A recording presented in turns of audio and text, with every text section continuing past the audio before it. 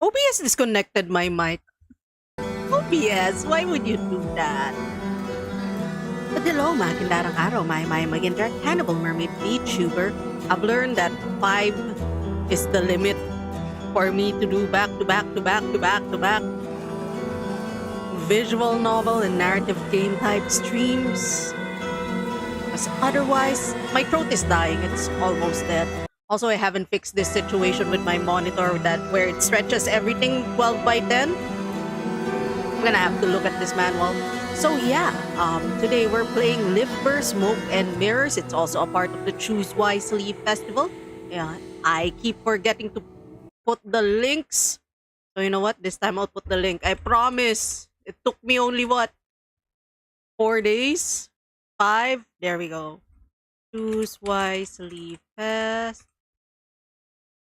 There we go. It's a sale. It's a sale of narrative-driven games. Today we're playing Livber. I think I saw like the chart of Livber. It's branching narrative map. They just added this to the game. So like I did try to play a bit. So oh wait, no, I did not. So this is the branching narrative. So like do do do do do do do do do do do.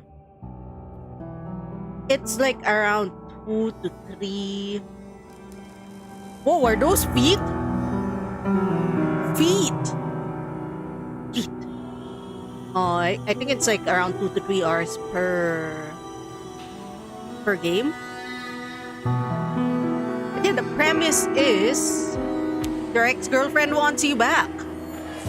Problem is you think your ex-girlfriend is dead.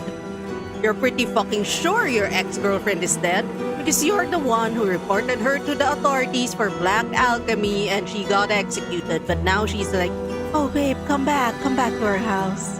Nothing wrong will happen, nothing wrong, you know, she's not a magician or anything. Let's go. It's by InDev Games, if I remember. Let me remember. InDev Games, there we go, I keep adding a D. I see her in my dreams, her and that house on the edge of the cliff. Everything changed after reading that letter. The one bearing her name, my old love, Lilith. 5 years ago, on a dark night, they took her from that house, executed her for black alchemy. I was the one who turned her in. But now, she's calling me back to the house, wants to bury her breath in my sins. But how? That's what I have to find out. Click to continue. Happy start. What a fun game. Act 1. Welcome home, my love. I hope she's hot. She has to at least be hot, right?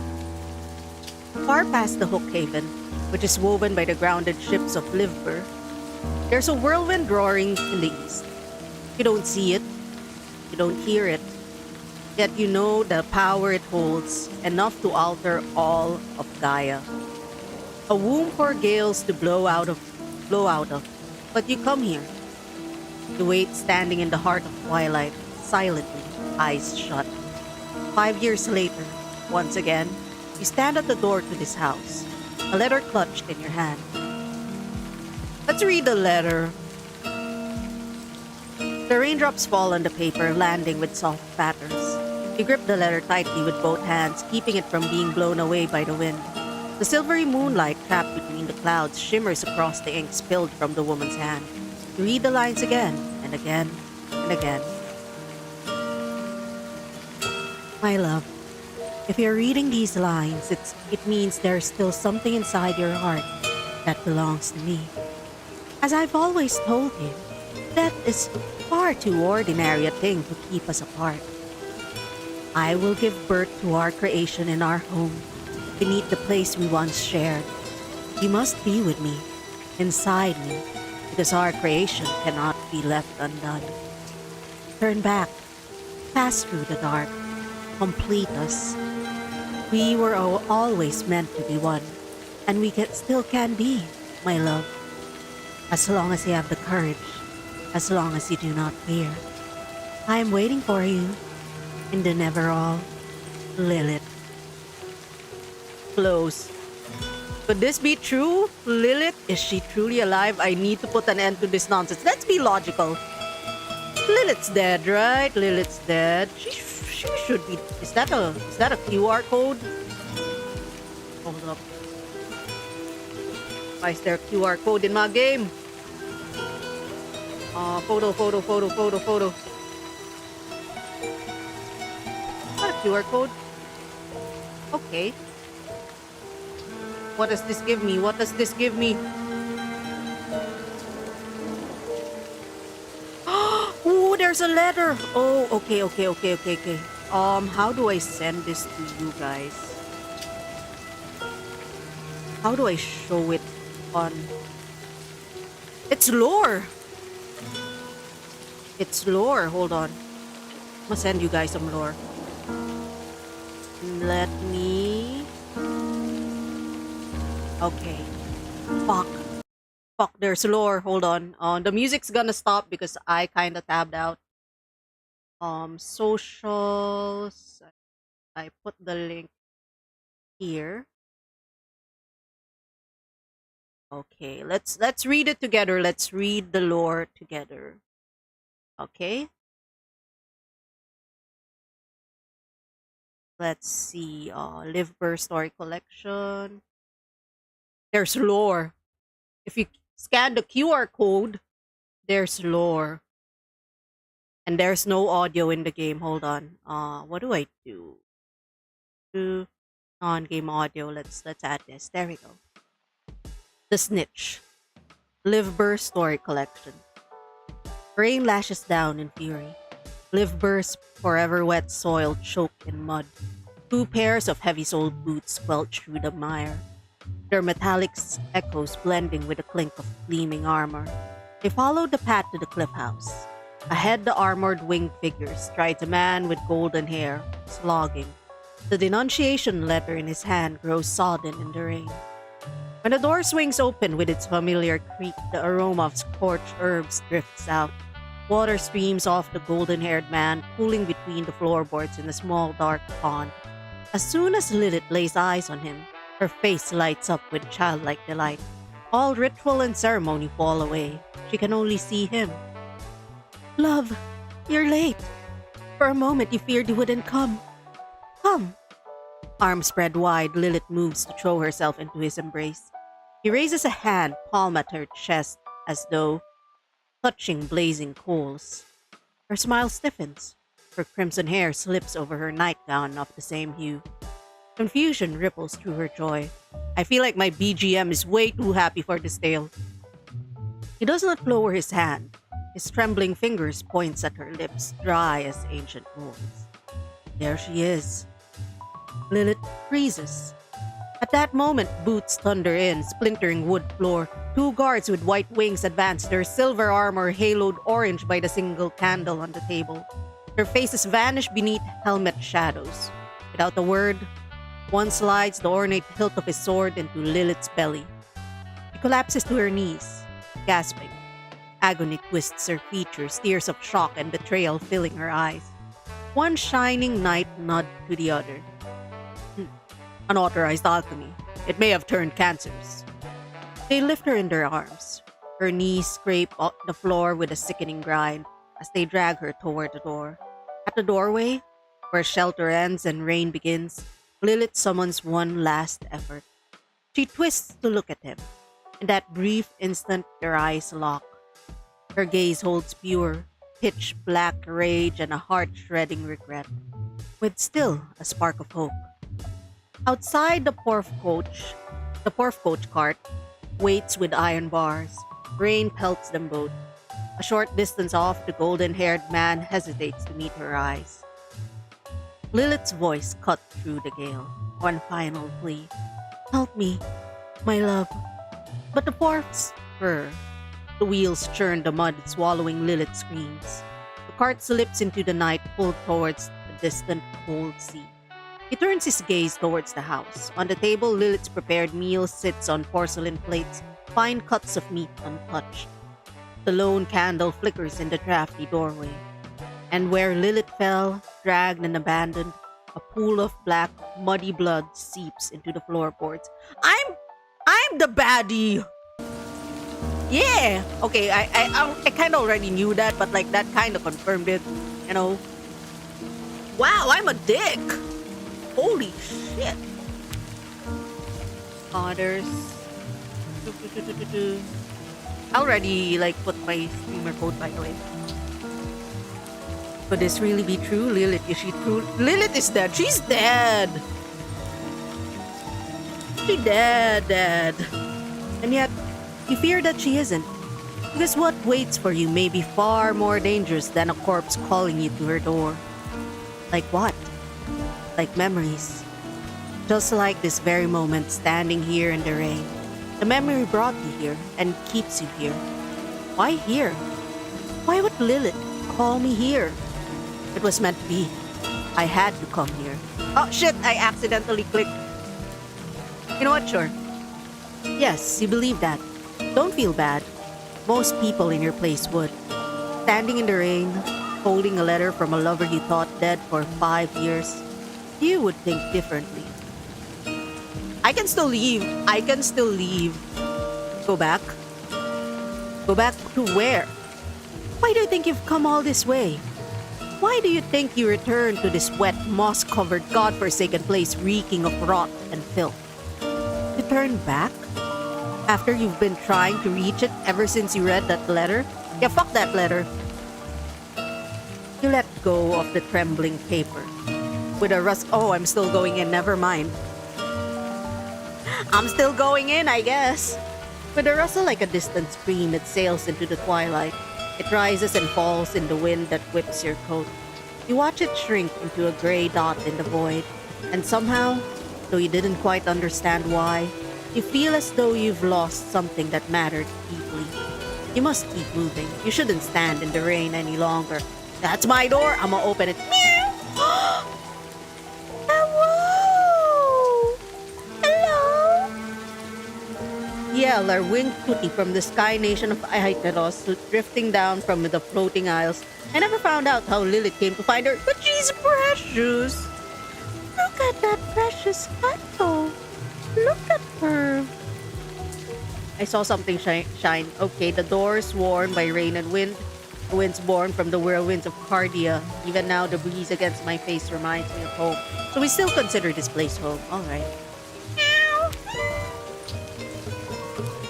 Just as your hand reaches the door, you hear Yell's voice from beyond the threshold. The winged Bacter Kuti, who never truly leaves you and never truly belongs to you. Her white fur glows as if soaked in light, not rain. That's cats for you. They don't leave, but they don't own them either. She spreads her wings and leaps swiftly towards you. Landing at your feet, she shakes the droplets from her coat. Then she sits back on her hind legs, held tilted, amber eyes watching you with curiosity. Meow, meow. Yeah, I'm gonna pet cat.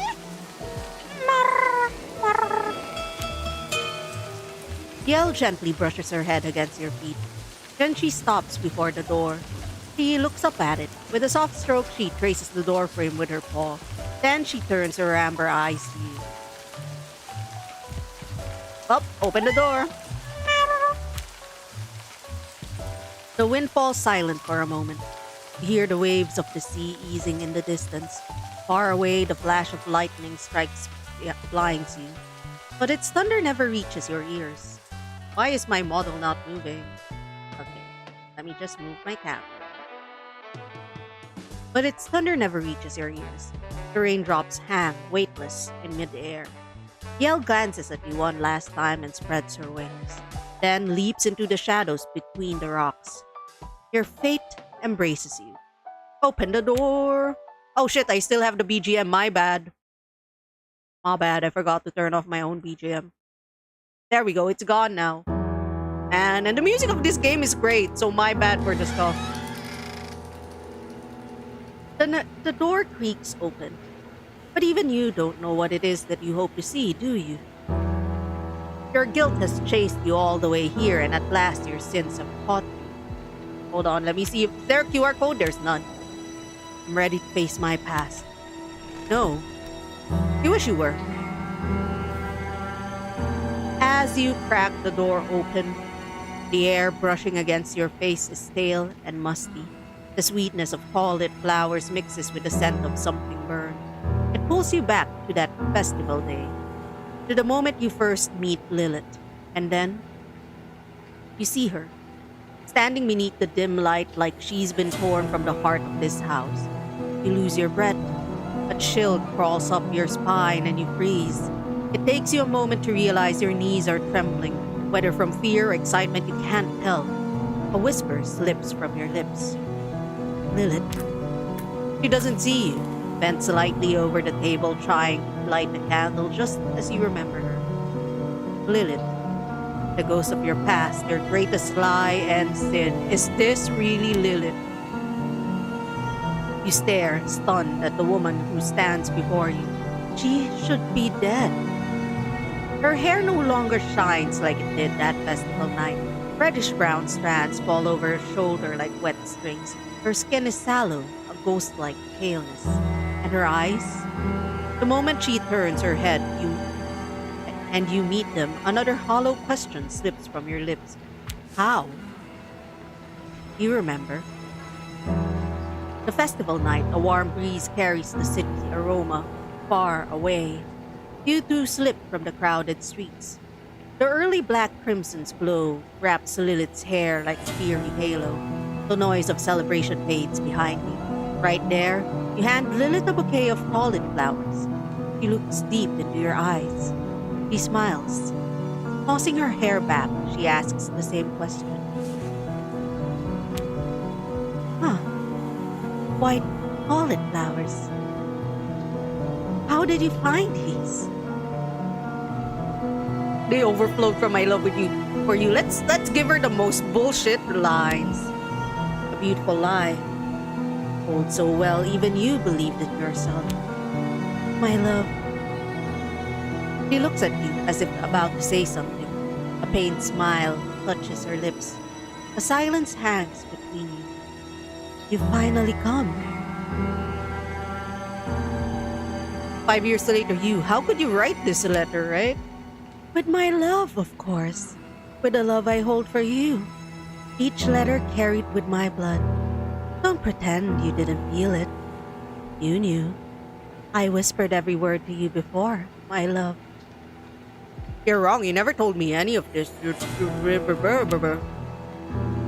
This is not the time for accusations, my love.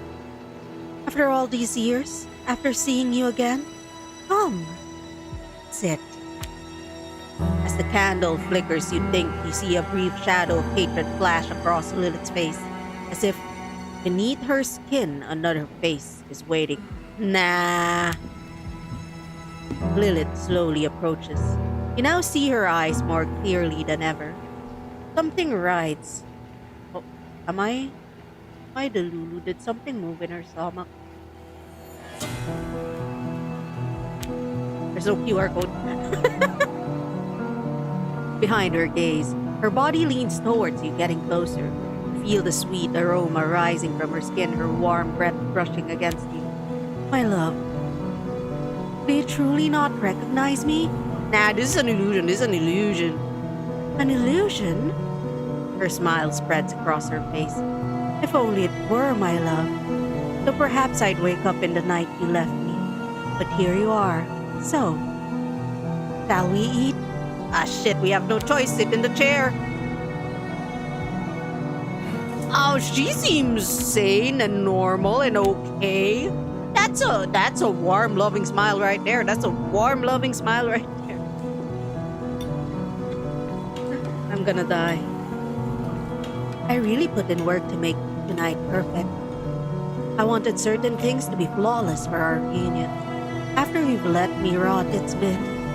She pauses for a moment, looks out the window where the moonlight falls. You thought I should have died. I know you did. After I made you that offer, after I told you that we had to become one.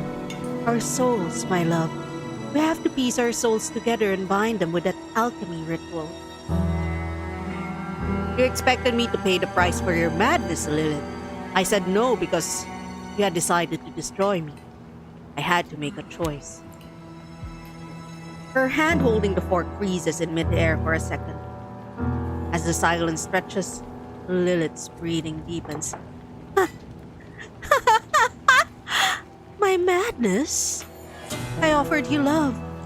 Only love. A love so deep that even death couldn't end it. But you were afraid. Afraid to be with me beyond Neverall. You betrayed me. Did you think I wouldn't know? When I told you about the black alchemy ritual? When I spoke of piecing our souls together to crown our love? You saw my blood, heard my screams. You saw me vanish into the dark of the waters. Remain silent, just stare. She's not real. She's not real. She's not real. She turns her face towards you, and it darkens with hatred, with rage, with something darker, and with something even I cannot name. Her skin ripples, as if 100 tiny things move beneath it. You can't tell if it's real or just the candle's flickering light playing tricks on you. Then, as quickly as it came, the moment passes. Lilith slowly leans back in. Love means something different to you. You don't love me, you want to own me, or no, you didn't even know what you wanted.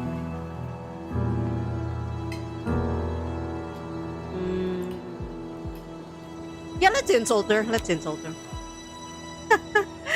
How simple your little brain thinks, my love. And still, he called it imprisonment, the splendor I saw. He called it madness, the happiness I offered. My dearest, I know you're afraid, because my love forces you to become who you truly are. Don't worry, I'm always with you. The wooden walls of the house groan under the assault of the rain, driven harder by the wind. The sea crashes against the cliffs, then pulls back to itself with a hiss of white foam. Darkness spreads ever outward beyond the horizon. For a fleeting moment, you wish you were out there, on the deck of a ship bound for somewhere you cannot see. Too little, too late. Your madness will break both of us, Lilith. It already has, my love. Just like those paintings you love so much. It's not my madness. Oh, no. It's your cowardice. Nothing more than a diseased reflection of faded memories in your mind.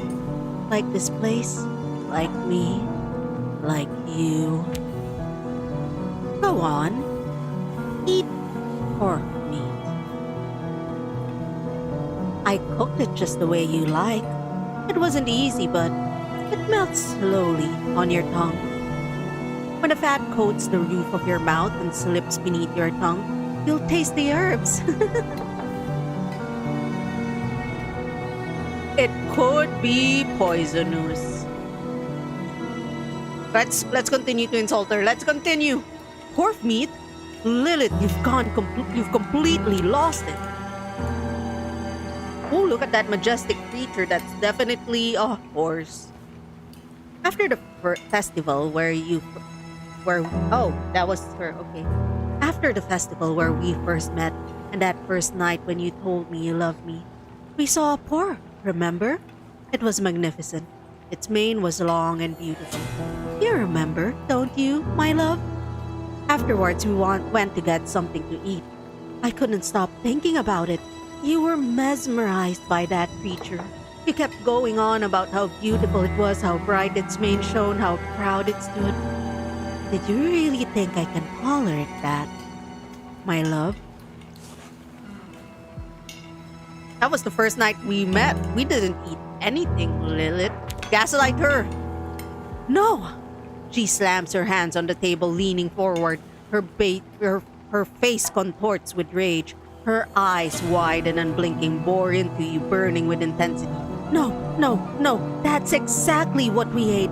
You told me how much you loved me, how we'd never be apart. Do you remember what else you said? I said it didn't matter that we came from I'm gonna be the most dipshit man I could ever dipshit. It didn't matter to you that you came from a different class, like accentuate that class difference. That's what you said, isn't it? I remember how your mother looked at me the first time we met, like I was a disgusting insect, or worse, a bacter. Uh-huh. If I wasn't born a noble in Cardia, I was nothing to her. And you didn't stand by me. Lilith doesn't take her eyes off you. Every motion she makes to cut the pork meat with her fork shakes her entire body. Her head tilts slightly, the candlelight slipping through the crimson hair. Silky strands swing gently back and forth. Her gaze shifts downwards. You realize she's not slicing the meat on her plate, but pressing the blade into her own forefinger with all her strength, blood mixing with the meat below. Listen! She's our ex, she's our ex. We don't go back, we don't go back. Step back. As you suddenly try to step back, the table leg scrapes against the wood. Your knees slam onto the underside of the table. What's wrong, my love? You. Lilith's eyes follow your gaze to the porcelain plate in front of her.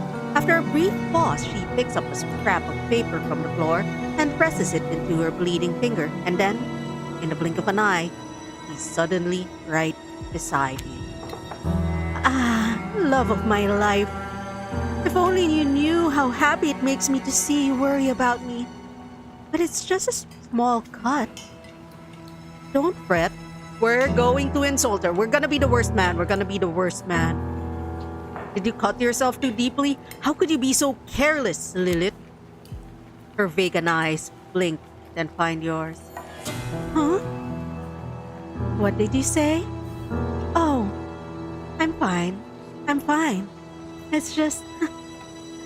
I never told you how my mother died, did I? She was addicted to doping. Some said she was obsessed, but I never wanted to believe that. I must have been 7 when she had her final episode. Her stash was all empty, so she thought she could drink what remained in her own blood. When they found her, she'd drowned in herself. Tragic, the way you used to think it was funny. But now I understand why she did it. Wait a second, you thought it was funny that your mother drowned in her own blood? She nods. The candle flickers. Rain lashes against the windows. You listen until the soft patter of every drop echoes in your ears. Lilith's breath mingles with yours. Slowly she circles around you and slips into the darkness. The woman watches you, unblinking. She waits, impatient for you to eat. Let's get up, let's leave. We can leave. We can leave, right? I don't think she wants us to leave. Do you think you can defy fate? Okay, once more with feelings. Do you think you can defy fate? From the beginning, we were destined to be one. Neither you nor anyone else can stop this. Never, never, never. Head for the door. She has a knife. She has a knife. Standing up, your head spins. You steady yourself and move towards the door. Behind you, Lilith gasps. Just as your trembling hands reach the door, Lilith blocks your path, eyes wide with madness, mouth agape. She clutches the knife she'd used to cut the meat. Instinctively, you tense up. Lilith, don't be ridiculous. Get out of my way. You've completely lost your mind. We are going to undermine her every chance we get. Okay, that's our goal. That's our goal. That's the goal of this game playthrough. Maybe I'll use dyslexia font. Okay, there we go. It's saving my eyes. I haven't finished what I have to say, my love. Everything is ready for our souls to unite. We only have to die together. Dyslexia font. Okay, I'm the problem.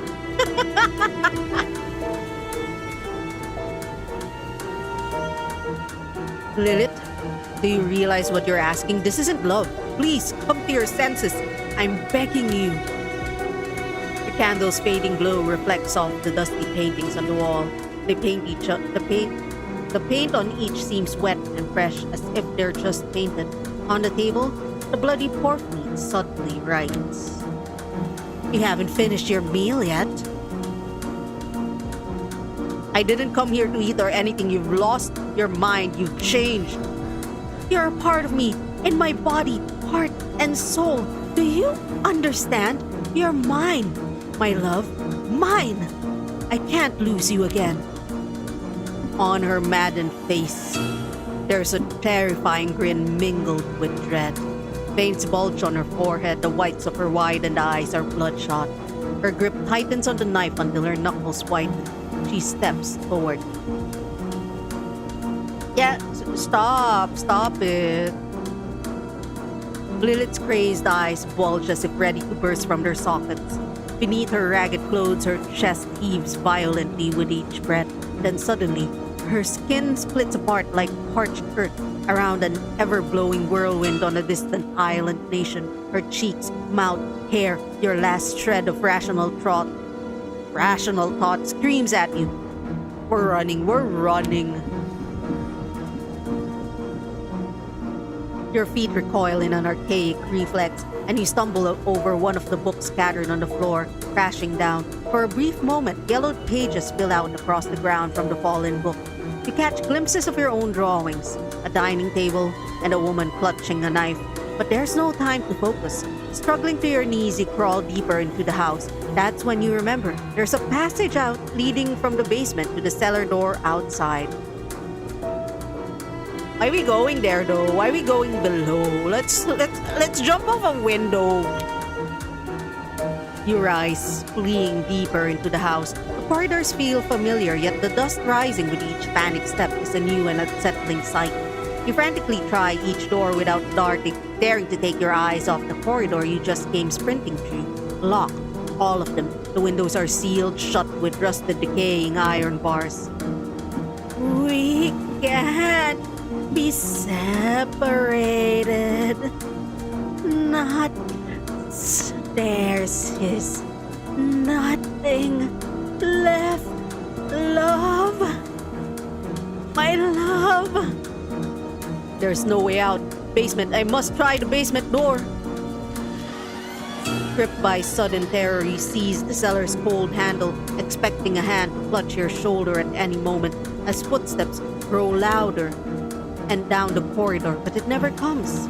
As you push the door open, a wave of dampness and the nauseating stench of things that should long have been dead hits you in the face. Stepping through the doorway, you slam it shut. As you bolt the door behind you, an abysmal silence and darkness wraps around you. Close your eyes and take a deep breath.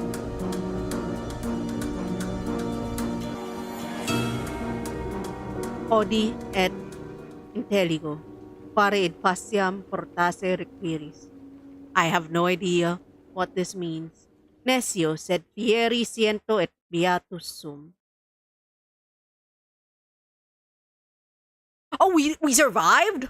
We pissed her off and we survived. Echoes deep within. Mommy! Is there a QR code? No. I don't know why there was a QR code there, okay? I just wanted to press the eyes and see.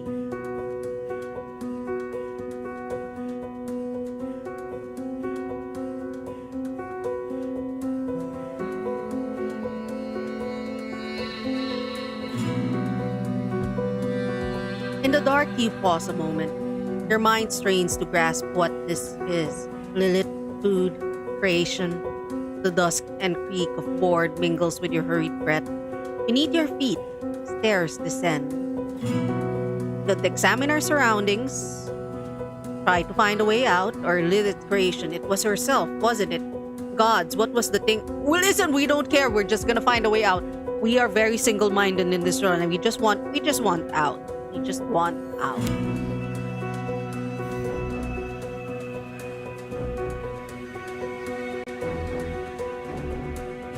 Once, on a sunlit morning of the first circad, you saw a yell descend these very basement stairs. You followed after, finding her scratching at the hollow in the corner. When you drew near, you saw it was a hatch, opening outwards, old broken hinges rusted. When Lilith saw it, she grew fearful. Would I use that hatch? You could try. In the end, do you have any other choice? Do I remember what it looks like? Yes. A hatch made of wood, round, wedged among the stones of the wall, plastered with mud. You hardly noticed it before or after. I could use it to get out. Or we can go back up. Let's go back up.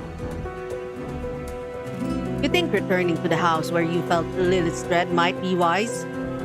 Might be wise. You begin climbing upward. The narration fractures. Perhaps you should turn back. Nah. We're going up, up, up. It's our moment. The stairs grow steeper. Turn back. In the dark, there is nothing but your breath quickening. The tortured cries of the boards. Nothing. Never all and beyond. You cannot tell how much time has passed. The climb becomes a ritual of the unknown. From the graves, dead are rising. You reach with your hand, dragging your body upwards. Sometimes you rest, gathering breath. In the pale light of the moon, faces fade and tongues wither. Finally, you see a light above you. Silvery light seeps through the cracks between the boards. In the ceiling, a white ship sails the night, and in the froth of the sea blooms a white-flowered garden. You see a hatch. Damp soil stings your nostrils. From the grave, dead arise. Open the hatch. As you wrench the hatch open, wet earth cascades upon you. Let the hatches open and let the soil drown you. Choke, choke, choke. Dirt floods your mouth as you fight for breath. Let the falling earth consume you. Drown and let the dead be born again. What is happening? Did I die? I found the attic? You force your head above the surface. Your mouth is packed with earth. Like one risen from the grave or a newborn child. You gulp a breath, then cough it back up. Where? This place is not dark. Sunlight filters through the gaps in the attic beams. Light drifts across the dust motes, holding them frozen in strange stillness. The ground is covered in soil, the same soil you just crawled from. Soil? Yes. The damp soil that carpets the floor, and upon it, white cauliflower blossom. Their sweet, old fragrance fills you with each breath. I knew Lilith loved cauliflowers, but come on. With great effort, you drag your body free, waste rising from the earth. When you've caught your breath and glance about, you see the flowers crushed beneath your palms. Their white petals turn gray. On the walls, empty frames stand. No wind, no sound. Reach for the frames. As you step forward, you notice the flowers withering underfoot. When you lift the frame from the wall, you find its glass thick with dust. Your fingers brush across it. A picture emerges. A garden of flowers at the cliff's horizon, and a sun stretching at the cliff's edge, and a sun sees. Blah, blah, blah, blah, blah. I'm gonna turn on dyslexia font. A garden of flowers at the cliff's edge, and a sea stretching to the horizon. This picture feels so familiar. Where is it? You force your mind but cannot recall where this is. Then your eyes fall back to the flowers on the ground. As you lean to the flower, you see its pearly its white petals wither swiftly. They feel like parchment skin of the aged, gray, and frail. Yet at the root, where it clings to earth, something lies beneath.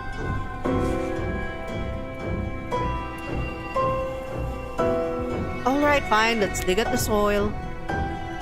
When you dig around the root, your hand strikes something white and hard. What is it? Yes. What you suspected. Keep digging, you'll find it. As you claw at the soil, you uncover a withered skull. the flower bursting from its mouth. Around it gleam strands of golden hair, untouched by decay. And all around the flowers shrivel, shedding their leaves. Whispers rise around me. How do I leave this place though? Your eyes sweep the room, nothing but a dust-choked window. Could there be a passage beneath the soil? Now, or let's move towards the window. Each step towards the window births whispers. At last, the tremor comes again, rising from the depths. Why struggle, my love? From your body new beauty shall bloom. Do not fear. My voice rises in every leaf. Are they banned? Did they get banned? Hold on.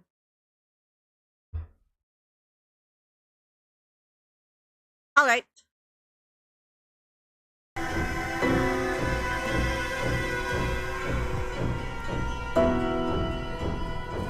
And you call this beauty? Shout at her.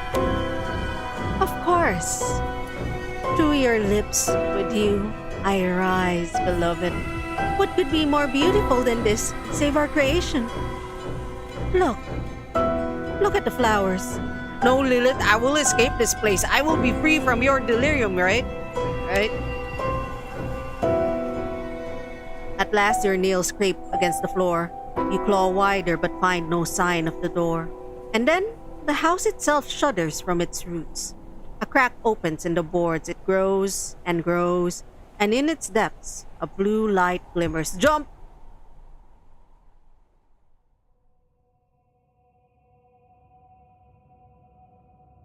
Did I live?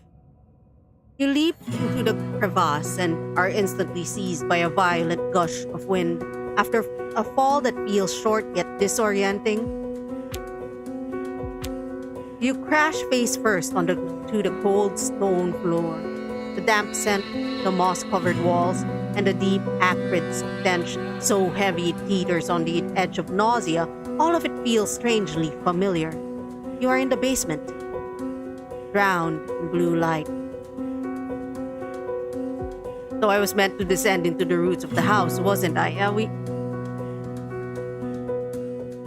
I feel like we're exactly where she wants us to be. Once buried in the soil, what were those bodies?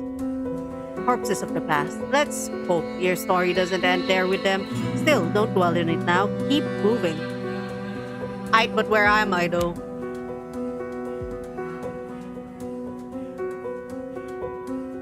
You brush yourself down and look around. Stone walls stripped, carpeted with moss. If you keep your eyes peeled, you can hear her. You can hear, beyond these walls, the crashing of waves against some unseen cliff. Beneath the crystal, a wooden table buckles, half broken. Upon it rests a frame, cracked and choked with dust.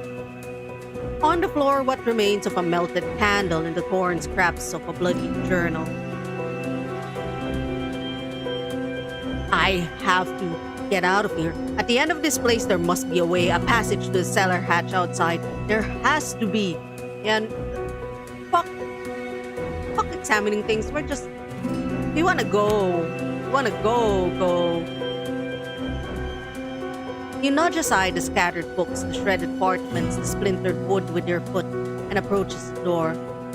On the left stands a rusted iron door, worn by the weight of years. An ancient symbol, long since stripped of meaning, is carved upon it.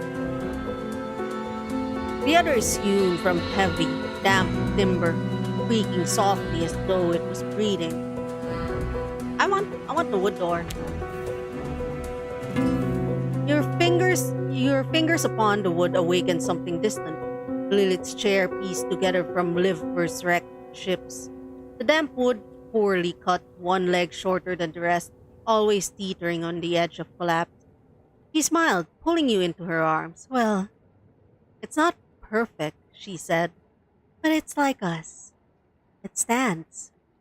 You told her your love was true, and even then you knew it was what a lie it was. Didn't you?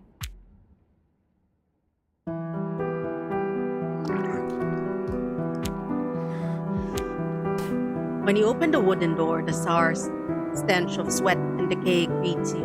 Fearing Lilith might be close behind you, you step inside and quickly shut the door. You look around. Like before, the room is bathed with the uncanny blue glow of crystal embedded into the wall. The air hums with expectation. And then, a voice. Do you remember me? Look at it without responding. When you turn toward the voice, you see a young woman standing motionless in the corner of the room, her skin clinging tightly to bone. If not for your eyes, bright and piercing deep into your soul under the pale light, you might have mistaken her for a still silhouette of a statue. But then, she tilts her head, just slightly. And in that moment, you see it more clearly. There's something in that woman's eyes something you once knew, something you once loved. Oh, wait a second. I know you. Finally, she made me. From beginning to end. Yes. Wait. Did we Frankenstein a baby? Lilith, protagonist, did you make a Franken baby? That's illegal. That's bad. Don't make illegal Franken babies. Don't make the illegal Franken babies. That's wrong. Why we make illegal Franken babies? Hold on. Why we make illegal Franken babies? Huh?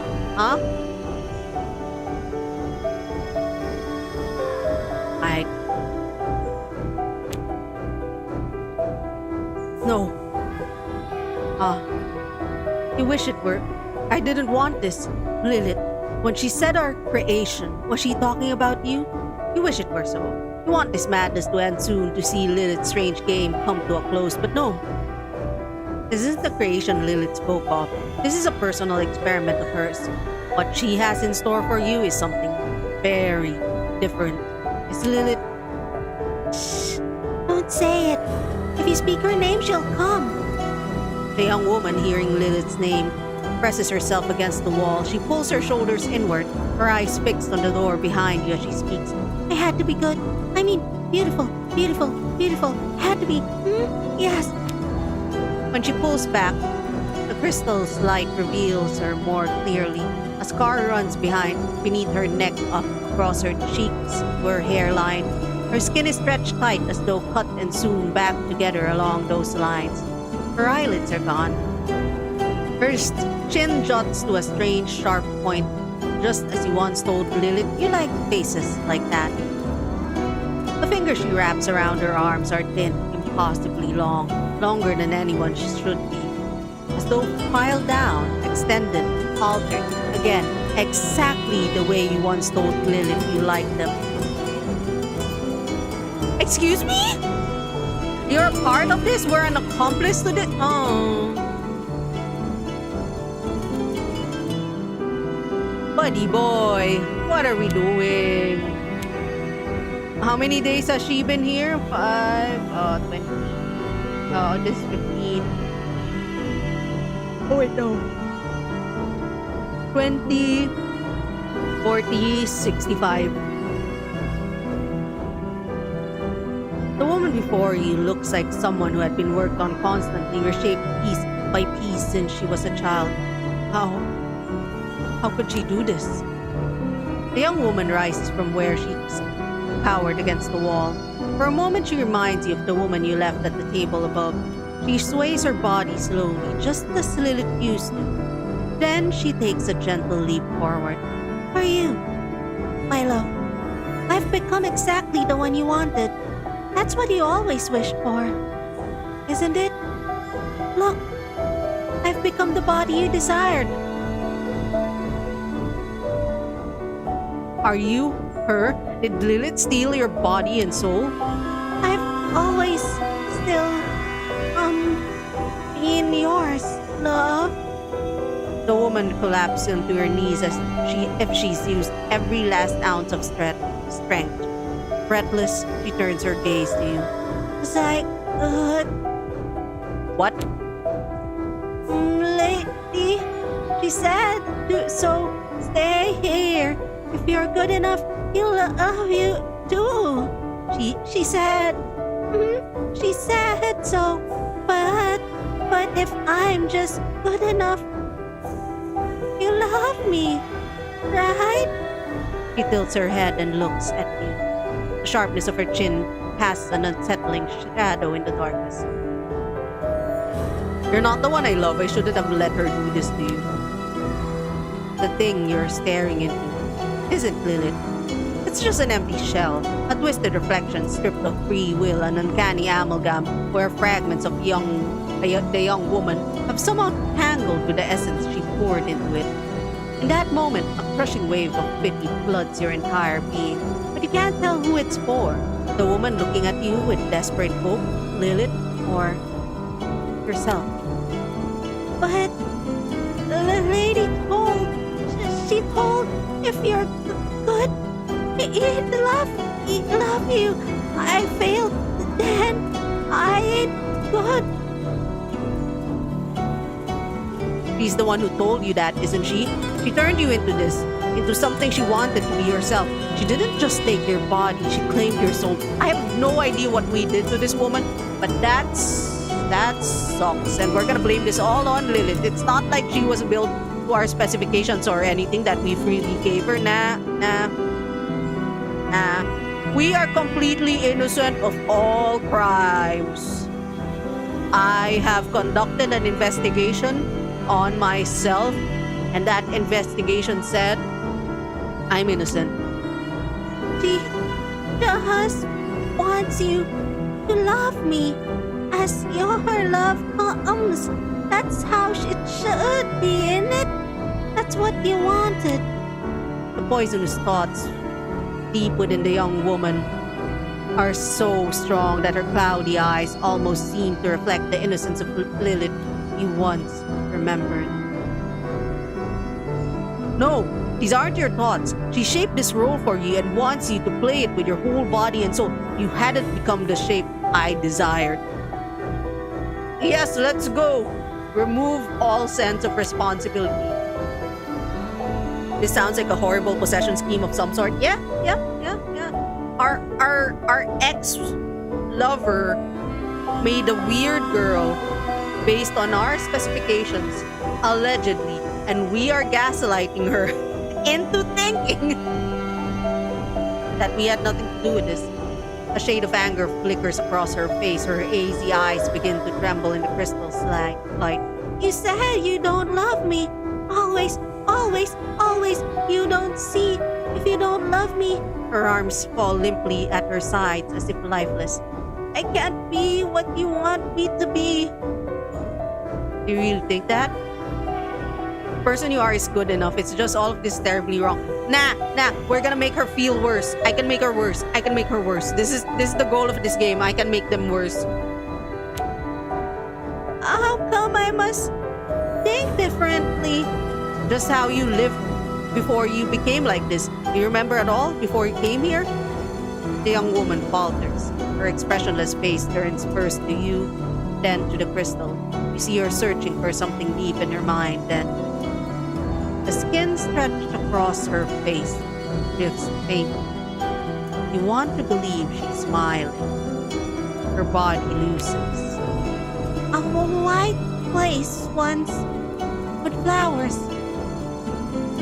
There were waves there. Whoosh! My mother, yes, she used to read me sometimes, things like... She mimes writing with her hand.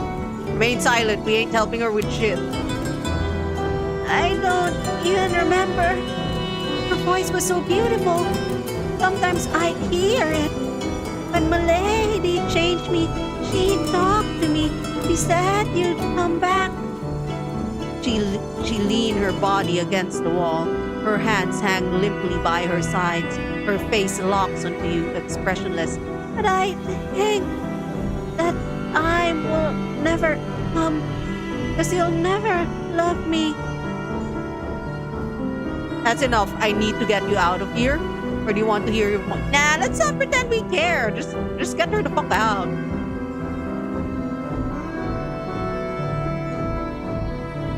just get her the fuck out. Suddenly, she opens her eyes wide and collapses to the wall she was leaning against. She covers her ears with her hands. Get out! No, no, no, it won't happen. The lady will find me. I can't go. I'm here. I'll stay here. I'll wait for you. You said you don't love me. You'll come and you'll love me. Listen, you have to escape. Do you understand me? She's using you. Do you know the way out? There has to be a cellar. We're gonna use her. We're using her. There has to be a cellar door leading outside. He doesn't understand the words you say. With her hands over her ears, he just stares at your face. Her lips move constantly. I'm here. I'll stay here. I'll wait for you. You love me. She said so. We can't escape. Do you understand me? I'll stay here. You'll come. You'll come back. You'll love me. You'll come. Charlie. Charlie, Candy Mountain. She no longer hears you. Curled up against the wall, hands over her ears, his hollow shell just rocks back and forth, murmuring that you'll come back, that one day you'll love her. The chains wrapped around her neck are drawn so tight, no force could ever free her from this place. Also, there's no QR code. I need to find a way out of this room. Head towards the doors. As the heavy weight of the air presses down on you, your eyes catch the doors nestled among moss-covered wooden panels on the walls to your right. The first door is made of unpolished wood, but its surface is intricately carved with winding grain patterns like real tree bark, dried moss fragments, and root designs reaching upwards. It looks as if it's been carved from the trunk of a natural tree. The second door, by contrast, doesn't look natural at all. Its surface is nearly ivory white, but faintly glowing raised patterns appear. Human bones, ribs, finger joints, jaw fragments, all intricately carved and joined together. You can't help but admire this art. A small inscription is etched near the edge of the door. The most delicious are the familiar. Both choices seem like they suck. Both choices, I feel like I'm choosing between my deaths. Do I die to the trees? Do I die to the corpse? I'm gonna drink some water. Then I'm gonna toss a coin. Heads, I go to the tree door. Tails, I go to the bone door. The bone door. Bone door. Bone door, bone door.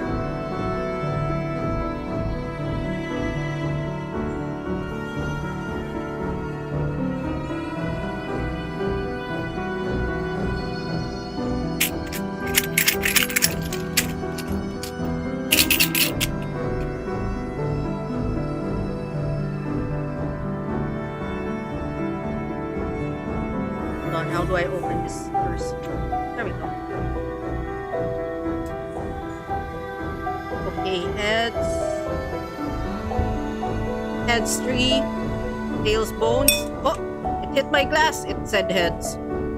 Also, I almost cracked my glass. Holy shit. Okay, we go to the tree door. When you touch the door, you feel a pleasant warmth, as if touching a living body. As your fingertips move across its surface, you hear a rhythmic vibration like a heartbeat. In that moment, you see a large tree in a garden filled with white flowers. It was a sapling your father planted. When it grows, you'll sleep in its shade, he said. That day never came. Pry the door open. Where the fuck are we? Oh shit, it's the same room as where she is. The table is broken, the chair has been thrown to the floor. As if after a fierce storm, they were left untouched to make an example of something. Cracked mirror seems to have burst outward. These mirrors are rare items bought from Pankreberg. Some believe they carry the curses that mark the face of the home. Listen, I read what NF Games' next game is about. I might have spoiled myself for the twist of this game. I might have. Some of these words are suspiciously like something. But also I could be wrong. I hope I'm wrong. First me for researching, I guess. Most of the reviews, they're like, don't, we're not gonna spoil you. You have to figure it out yourself. Problem is, I might have accidentally done it. Uh-oh. When you push the door ajar, the stifling silence of the empty room makes the rush of blood in your ears louder. The cracked crystal in the wall casts its uncanny blue light across the furniture and the doors. Yeah, let's just get out. We get out. You turn towards the doors. One looks old at first glance. Its wood is dark brown, fading to gray in places, cracked and mildewed with time. There's no visible handle, only a notch in the frame, worn smooth not by force, but by habit. The other is newer by comparison, but it's not the honest kind of new. More like something rotten, polished up and presented as good as new. Its wood is pale, grainless, and natural. In its center sits a silver knob. Let's just go to the doors, right? You turn towards the doors. One looks old at first glance. Its wood is dark brown. It's the same thing. Okay. Heads. I'm not gonna toss it the same way I tossed it before. But heads, we go to the old door. Tails, we go to the new door. Why did I close my coin purse? So hard to open. Slide open. My friends gave me like a 3D printed coin sorter.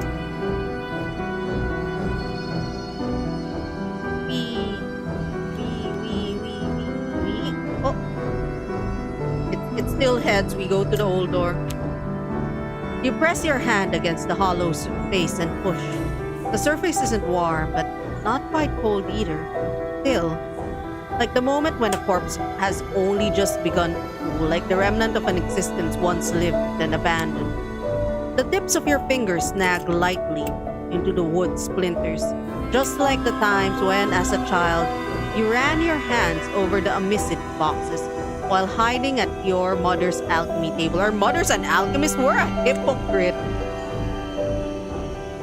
Oh, extracted from the depths of intestine.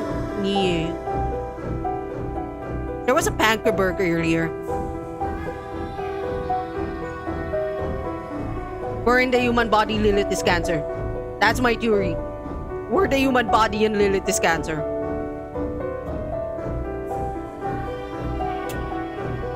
That's a theory. That's my prevailing theory right now. Each amisit possesses... That said, I'm shit at anatomy, so I can also be wrong. Each amisit possesses a distinctive power that can only be activated through specific alchemical processes. Just like the life you had before her death, and before you bore the weight of that responsibility, you open the door. At first glance, it seems like a cold and empty room. No, it's not. There's a shiny thing over there. On the damp walls, the light seeping through the half-open door glimmers like scattered pearls. The dust woken from its endless sleep whirls frantically around you. Then you see them, paintings and canvases thrown into the corners, torn, ripped, shattered. A great hatred has turned every one of them into the wreckage of a massacre. The room opens into a corridor without a door. There must be something else. I don't give a shit about the paintings, okay? I'm gonna need to leave.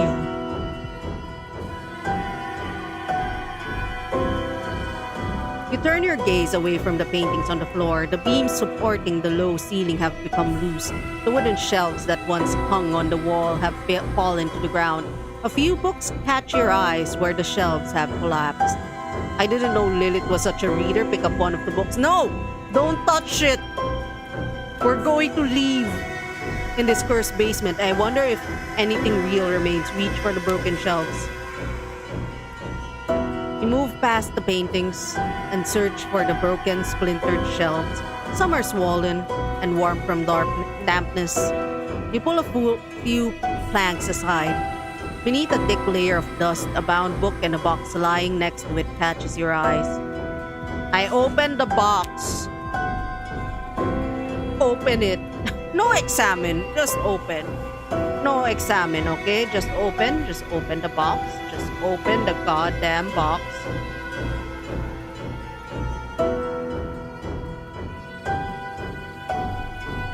I just realized that my friends have signed us up for a fucking tournament.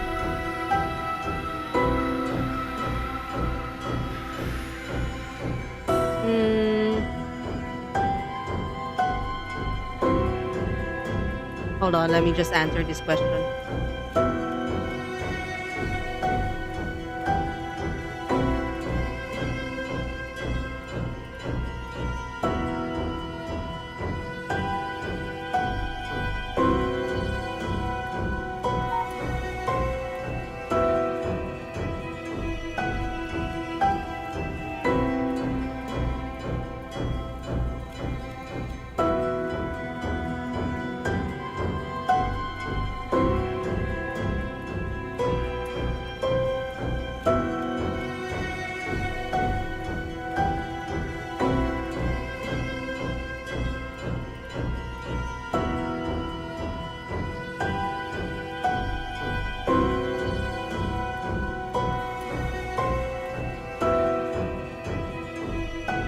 Okay, there we go.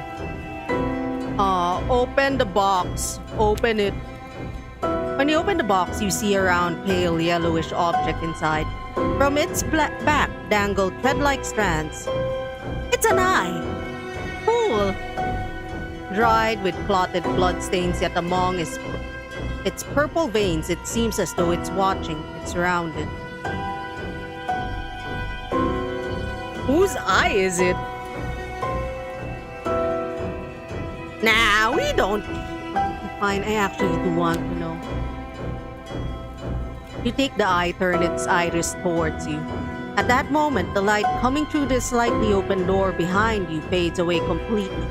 The black void at the center of the eye begins to widen as if alive. You feel the ground beneath your feet slowly slipping. You don't think you're falling, but you're not standing anymore. Where am I? You're in a room, sitting tied to a chair. You're not looking around with your own eyes. You see things more clearly. The light of a trembling candle beside you blinds your eyes. The colors are paler. You are in another body. There are deep cut marks on your hands, some of them still fresh. In front of you stands Lilith. She looks at you not with love, but with caution. She studies you. Your head tilts downward, not by your own will. Lilith's fingers mercilessly turn your face toward her. Your bone structure is sturdier than his, compared to the others. Maybe you can take this procedure. So far, so good, at least. Let's see what effect this will have. He places a device onto your face. Stop! Stop it! Before your words take shape, your vision darkens. When you regain consciousness, you are lying on a table. You can't feel your face. Dozens of layers of cloth are wrapped around it. When you try to make a sound, only a groan escapes your throat. You are in terrible, agonizing pain. With great effort, you turn your neck. In the doorway of the ajar door stands a man with golden hair. One of his eyes is missing. He's looking at you. A hand mercilessly presses down on the cloths covering your face even harder. When you feel your face collapsing inward, you can only bring yourself to scream. Existence entangles in itself. Darkness overtakes you, and the pain slowly fades. You find yourself sinking into a kind of warp. Enough! Stop this! You're resting in someone's palm. It's hazy and cold. A man with golden hair looks at you with utter disgust. their QR code? Sometimes I check for QR codes, okay? As if afraid, his lower lip trembles slightly. When you realize who this man is, a strange awareness spreads through your non-existent body. You feel the ground beneath your feet once again. At last, you come to your senses. The eye is still in your hand, but it's no longer dry. It's wet. And it's watching. Let's leave the room. Leaving everything behind feels like the only right choice. Lilith's madness has seeped into every corner of this room. You move slowly towards the door at the end of the corridor. Blood roars in your ears as you push tightly the slightly open door. This must be where you'll find the cellar hatch. Pass through the gap, let's go! Go, go, go! The door opens without resistance. Inside, it's a little brighter. Metal tables are scattered across the room, each layered with dried blood. On the floor, small pools of urine and pus mingle with the damp stone, ew, releasing an unbearable stench. And in the middle of it all hangs bodies on chains from the ceiling, rotten, hollowed out, left on hooks to be forgotten. Who dares disturb my centuries-long slumber? The voice sounds as if scraping its way out of a throat that shouldn't still be alive. Who dares disturb my century-long slumber? My throat hurts. Who's talking? I'm over here. Come closer. I don't bite. Well, I'm kidding. Of course I bite. But right now, that's not really an option. I'm a bit tied up. You see? The thing before... Oh, it's a woman. Also, holy shit. What the fuck am I looking at? What am I looking at? What? Hello?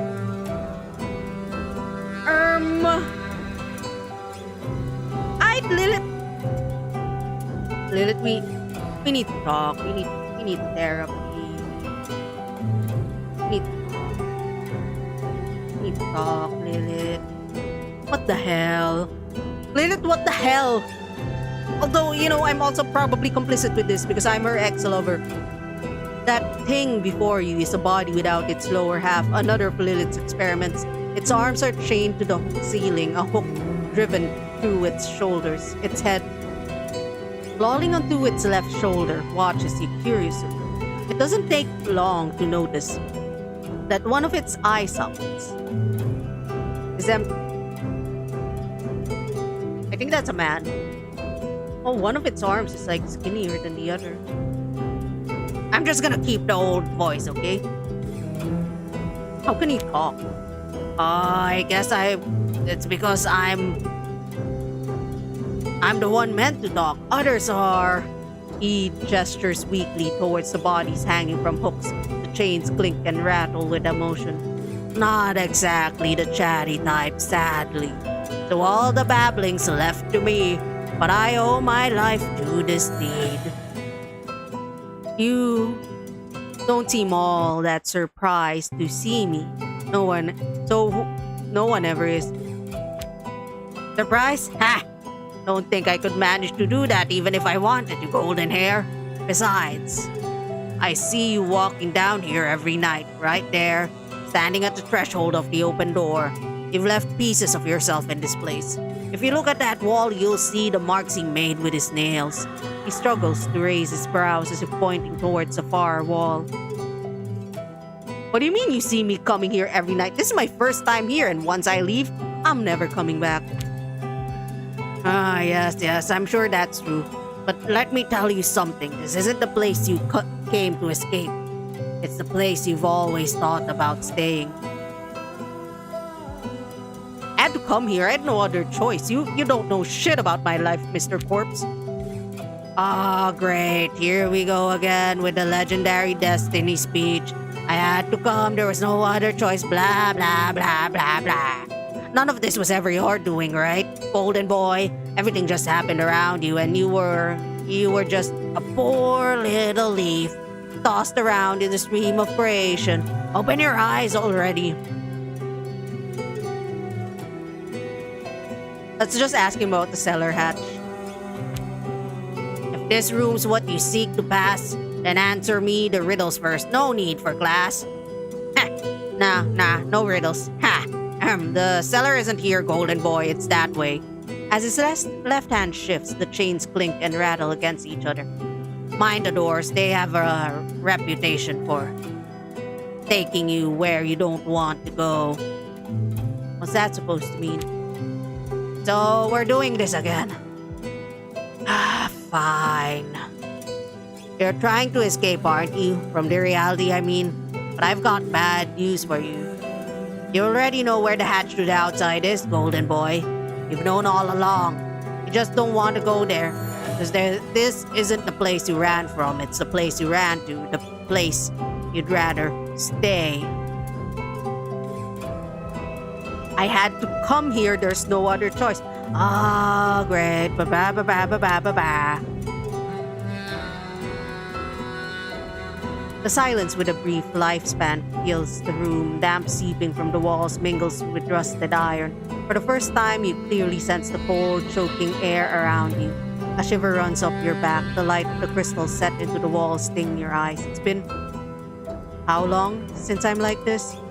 Let's see, I think it was after you believed your mother had died, or your father blamed you and let his last breath fade into the ocean.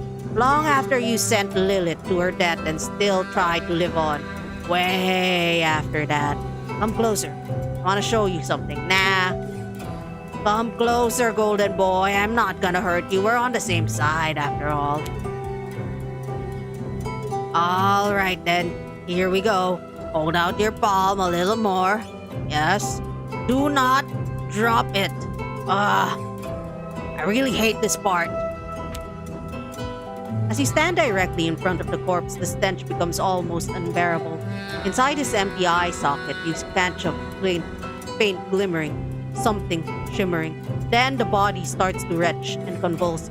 He grips his chains tightly as something thick rises up his throat. At last, dark, reddish fluid oozes from his mouth, and he vomits onto your outstretched hand. A mouthful of thick, warm bile fills your open palm, but within that heavy heat, there's something there. Oh, it's, we got the memory stone. Damn. Give me a second to catch my breath. It's never easy coughing up the things Lilith stuffed inside me. Here you go, golden boy. Pretty sure this belongs to you. What's that? A crystal. Unformed, still translucent, something you once said when you truly believed you loved Lilith. A memory, your greatest joy, and your greatest lie. That feeling clung to Lilith. She took it, turned it into a ritual, shaped it, and made it something else. Which memory is this? You watch as the corpse's breath slows. A single eye sunken into its skull begins to dim, fading softly. A faint, genuine smile forms across its face. It can no longer speak. As you wipe your hand clean, the round, translucent crystal is revealed. Veins pulse across its surface with a blue energy, throbbing like living tissue. Inside the orb, a vision takes shape. You feel Lilith's warm body against you, the softness of her lips pressing into you, her fingers spreading through your hair, her breath, hot and immediate, against your neck. Her body trembles. You're biting, tearing, devouring each other, consuming until nothing remains between you. And in that moment, you're whole, truly complete. Your bodies dissolve into one another, and you touch the essence at the core of Lilith's being. Then, with your lips pressed to hers, you begin to speak. Both of these are gonna be lies. I will love you forever. The crystal shatters in your hand, a sharp flash, and then thousands of tiny fragments scatter across the room. The corpse before you slips free from its chains, crashing into the pool of fetid, pus-laced water below. With one last effort, he turns his face towards you. I said the things you couldn't. Now the words are yours, golden boy. Break free from your chains. Unlock them. We'll meet again very soon. The corpse looks at you. That same faint smile is still on his face. The silence in the room deepens. We're not nice to them. We're not nice to them. We are the worst man ever we can ever be in this game. Is this what Livber inside you? Corpse doesn't answer your question. He just lies there as if peacefully asleep. Another coin toss. Why do I keep closing my coin storage thingy if I'm going to have to keep tossing coins? Oh, battery's low. Hello? Phone battery? Phone battery.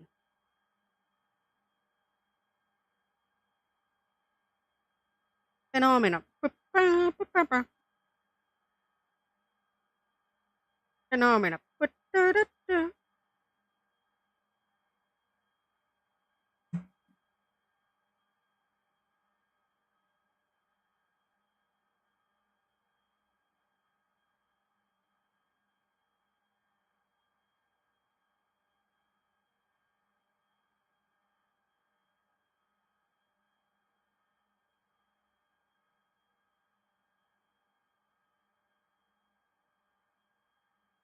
As you return to searching the room, you feel something settle over you, a sense of expectation. Lifeless bodies strewn across the chamber are watching you. On your wall to your right, you see two distant doors once again. The first door is sealed with rusted chains, but the chains aren't locked together. They merely hang there, as if they tried to hold to something back and failed. The other door stands slightly ajar. Beyond it, nothing but darkness, no light, no life. Right, toss coin. If I heads, ajar door, tails, chain door. I'm gonna toss it for real now. Oh, almost tossed my mic instead. It didn't fall. It's still heads.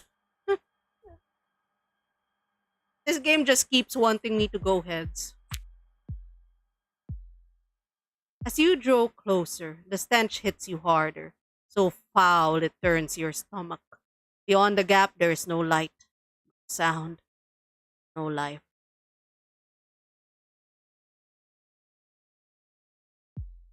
And yet, as you near the door, you begin to feel something. A smile from a face you don't know. A name you've never heard yet somehow remember. There's a longing there.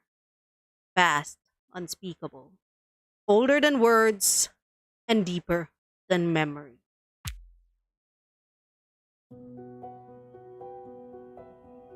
Rusted hinges wail as the door creaks. In the shadows of the chamber beyond, you feel something waiting for you. A cold bead of sweat trails from your nape down your back. The light behind you is weak, yet just strong enough to pierce the smothering dark. But this pale glow shows you only what you were never meant to see. Is it too late to go back? I think it is. And then,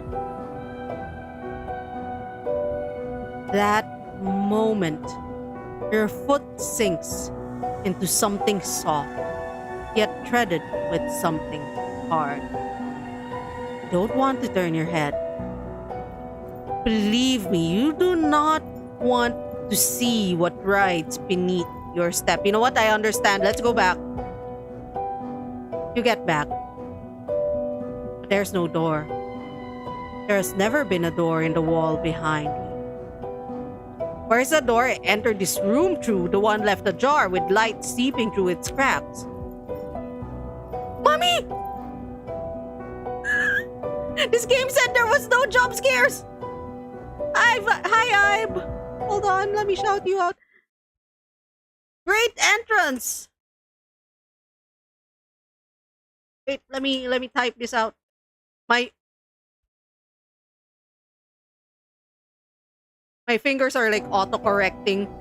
Like going, you should put spaces on those words, right? You should, I don't.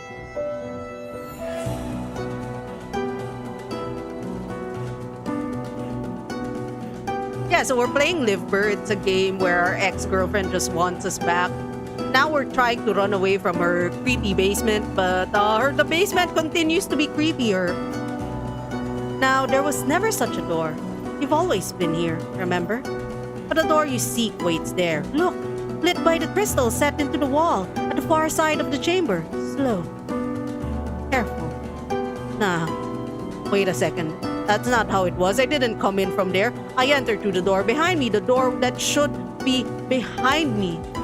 I am narrating the story here. Now be still. To end this, you must continue. Alright, but I'm not doing this because you say so. I'm doing it to get out of here. Yes, very good. Let's continue. You carefully make your way through the dead bodies. None of them are in any state to rise and grab you, but you're not about to take that risk. Step by step, you draw closer to the door. With each step, it comes a little nearer. Now, I don't see shit. We're not looking back. Is there a QR code? There's none. Keep moving. Doesn't matter. You don't need to see. There's nothing here that can harm you. Just a handful of bloated corpses. Simply do as I say. Step a little more to the left. We're not gonna be the Lulu. Exactly. Keep reading. There's nothing rubbing against your foot or grabbing you by the ankle. Don't look down. Focus on the door in front of you.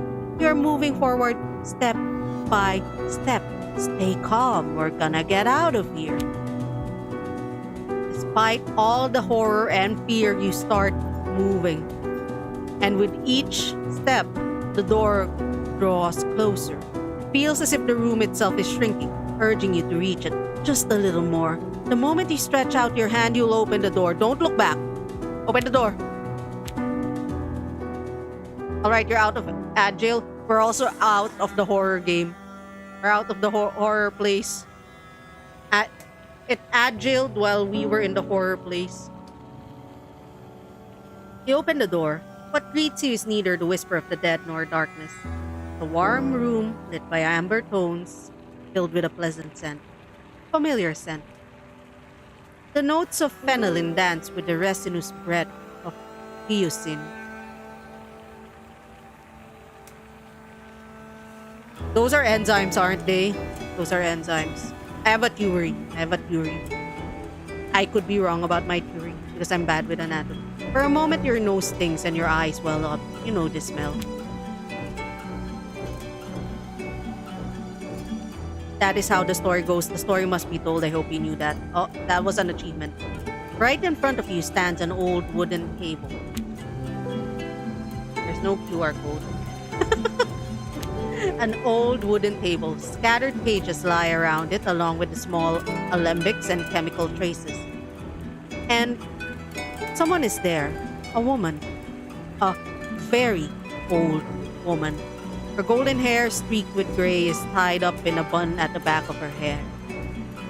At the hurt built in the wall, she stirs something inside a glass bowl. She doesn't notice you. Okay, let's just watch. You step inside carefully and quietly. The old woman's hunchback is turned towards you. From the counter just to the left of the hearth, she takes a powder and adds it to the mixture. A hiss rises from the glass bowl. The woman waits, then lets out a sigh. Her name is Legia. No, not quite right. Another method, disillusion. If Lilith wants this to work, the missing piece must be found. Alright, let's look. Missing something. The woman suddenly turns around the moment she sees you. She freezes in place. A warm smile spreads across her face. The dark circles under her eyes and the wrinkles give away her age. Ah, a guest. Welcome, young man. Who are you? You're the one sneaking into my study, darling. Shouldn't you be the first to introduce yourself?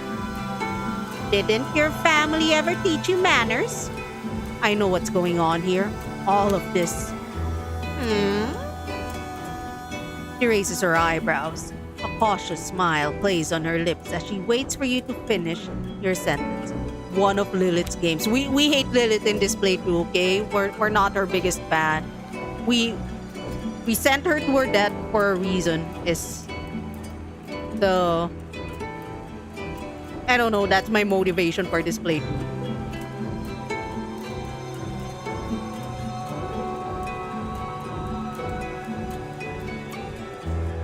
A game, you say? Why not? That's quite possible. But I don't think this is her design. You know, sometimes to see whether something is truly a game, you have to lose. Wait.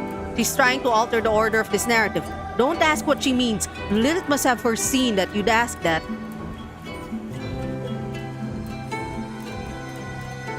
What do you mean? What I mean, darling, is this. Sometimes you have to lose and then you have to let go. You can't carry the weight of the past forever.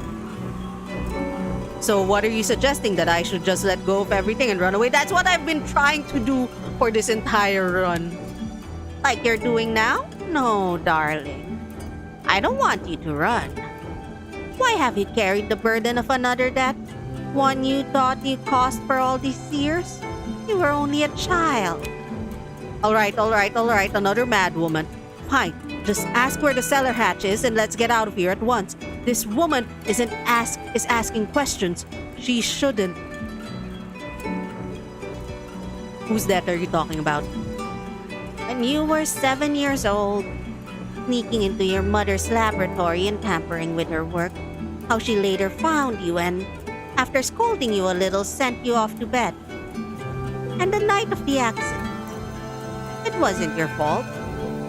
Your mother's charred body was given to the ocean and never found. None of it, darling. None of it was your fault. What the fuck? How could you possibly know that?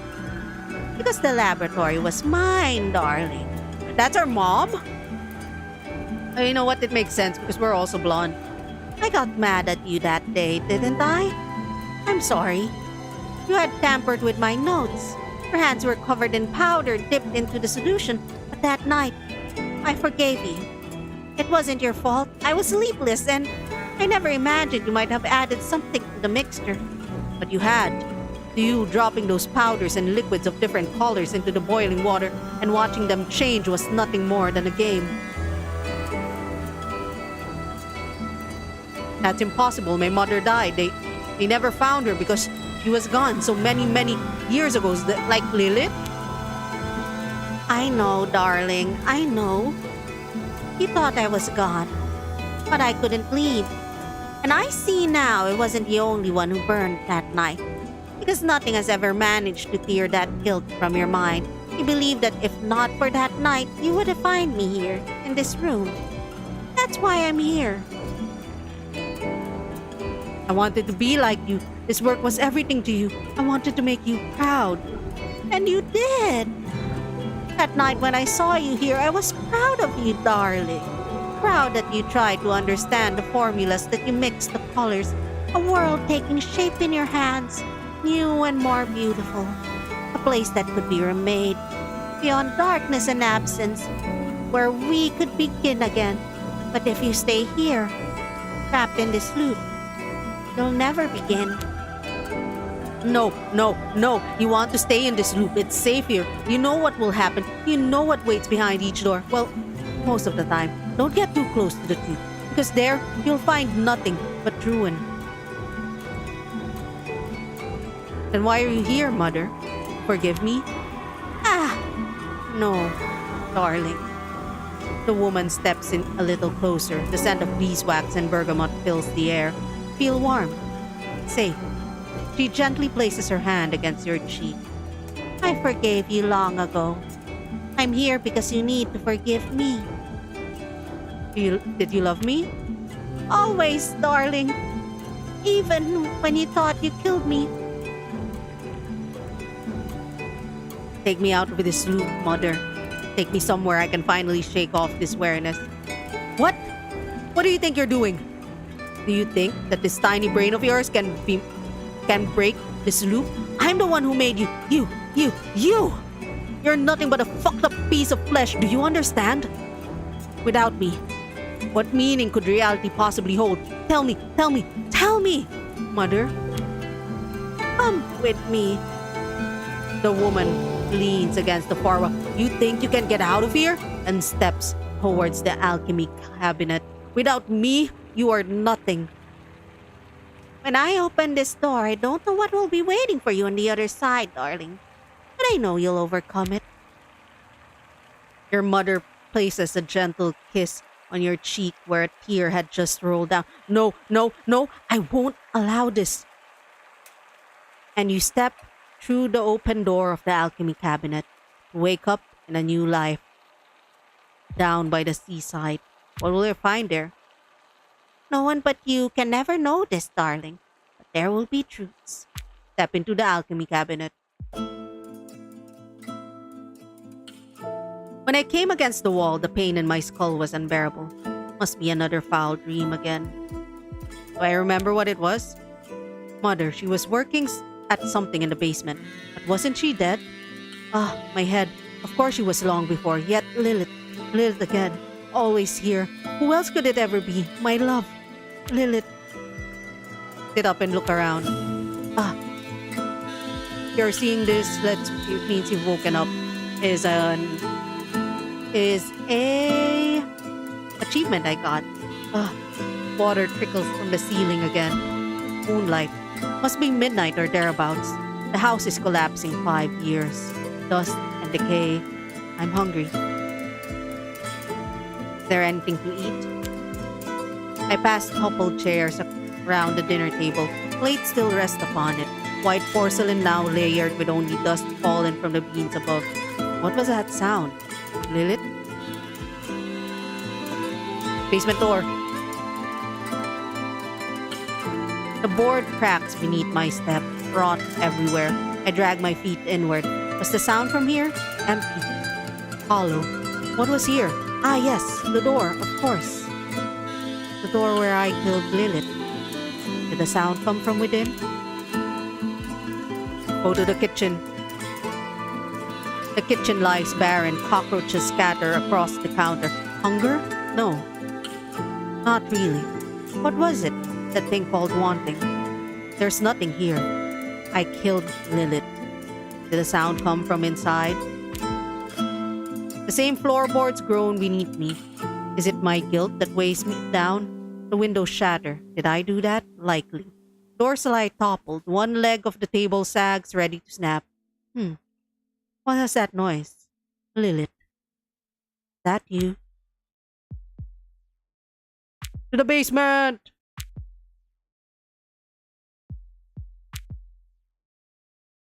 Her love was madness, and I knew it would be the death of me. Terror drove me. I fled. I knew she would never lose her hold. Thus, I had but one path. I had to be free of her. I could not do it. No, no, no. What was that? Who speaks? Lilith. That you?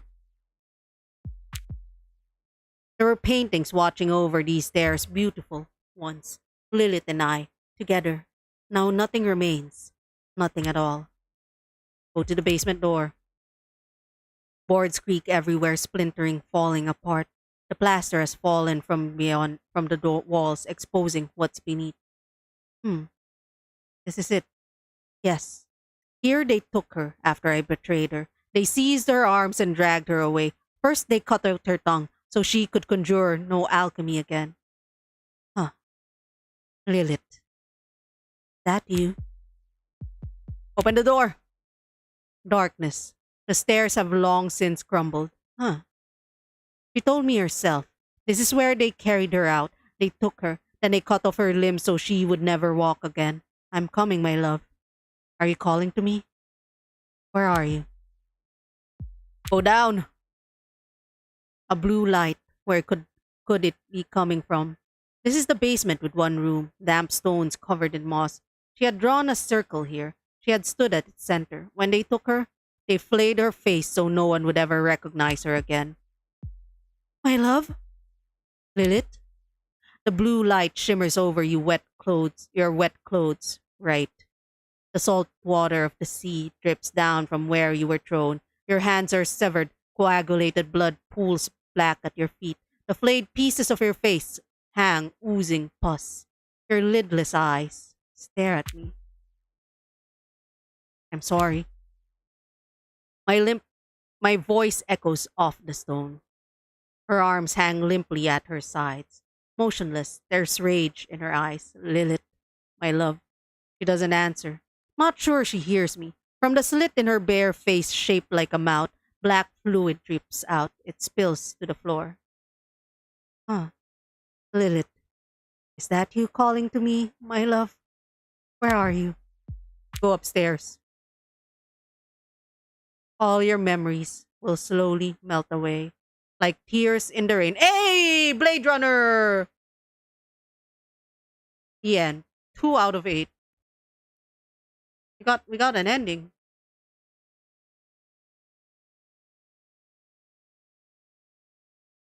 We still went to Lilith after all that.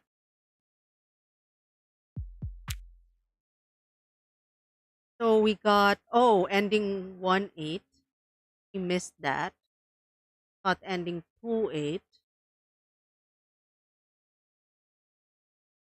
Oh, it could have gone ending 2-8 either way. We didn't get here to the feast. I want to get to the feast. Okay, I'm gonna.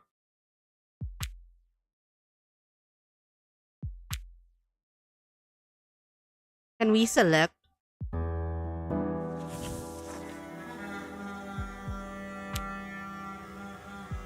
Um. Okay, where it's just going to.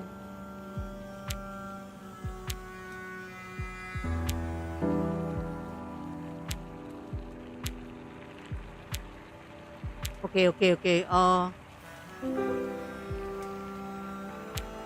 Let's not go to the cellar.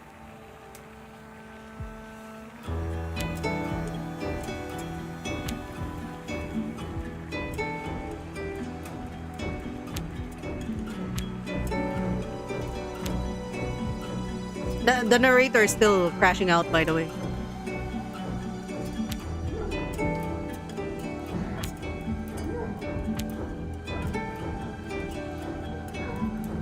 I should stay here, Mother.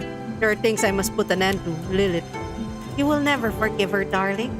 Just as you will never forgive yourself if you stay in this loop. This is not a path without an exit. In this eternity, you will do nothing but grieve.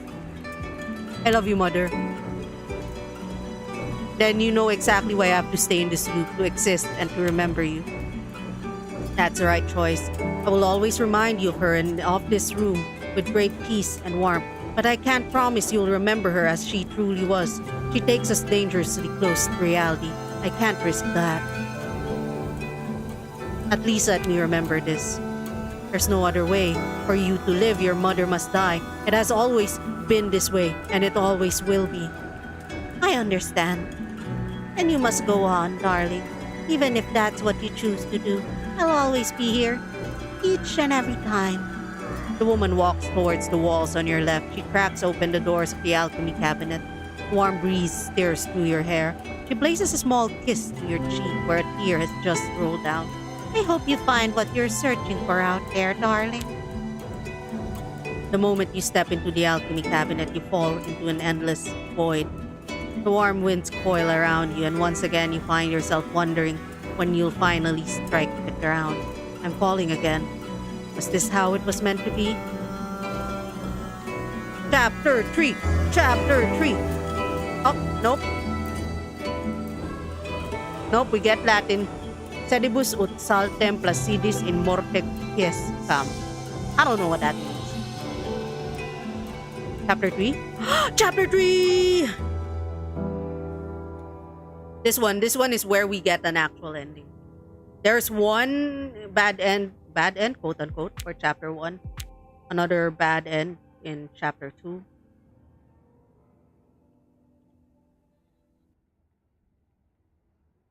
And we got that by running away. Now, in your interrupted fall, a metallic taste burns in your throat. Blood and rust mingle with the air you breathe. Beneath your hands is a damp warmth. So something, so something has come alive. Is it over now? I wish I could tell you it was over. But do not despair. You're no longer falling.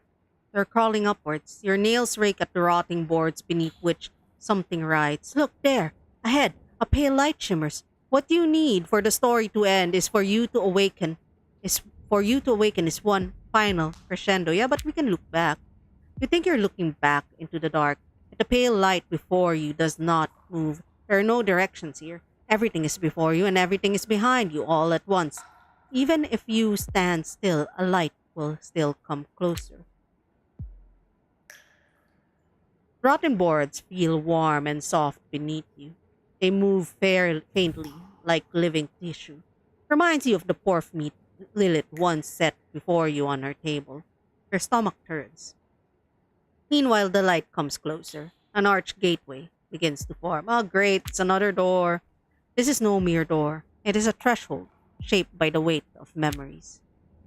As you cross the threshold, the light sears your eyes, and then you find yourself inside the house. Again, the house where you once waited in the rain at the door, where Lilith insisted you eat, where you believed your memories alone kept standing. But this is not that house. This is the remnants of it. Everything is paler, grayer. The cracked walls have partly collapsed, their beams jutting out like bones from a broken limb. The windows quiver like taut skin. And what the hell? Ayo! The gang's all here. My fake mom, the corpse, the little girl, my ex. That's great. That's great. Nom nom. Time to eat. Let me just drink some water. What the hell? Pressing escape does not help because we still have that guy. What the hell is happening here? What is this? What's this, buddy boy? What are we doing?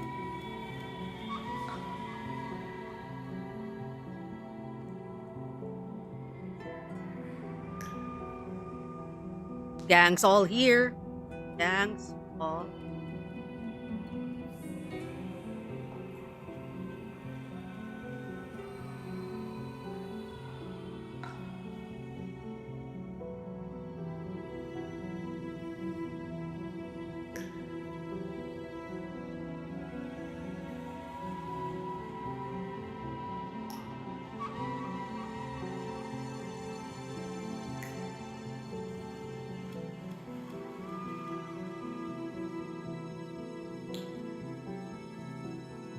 Right.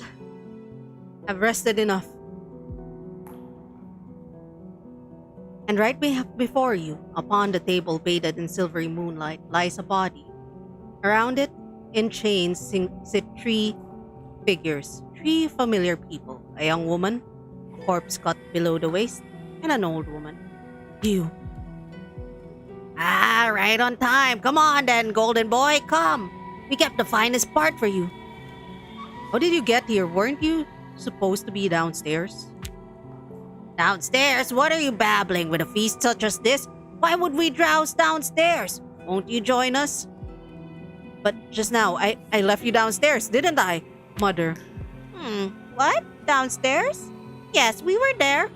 Because you were there in those rooms in the darkness. You wandered through your guilt. But now you overcame it, haven't you?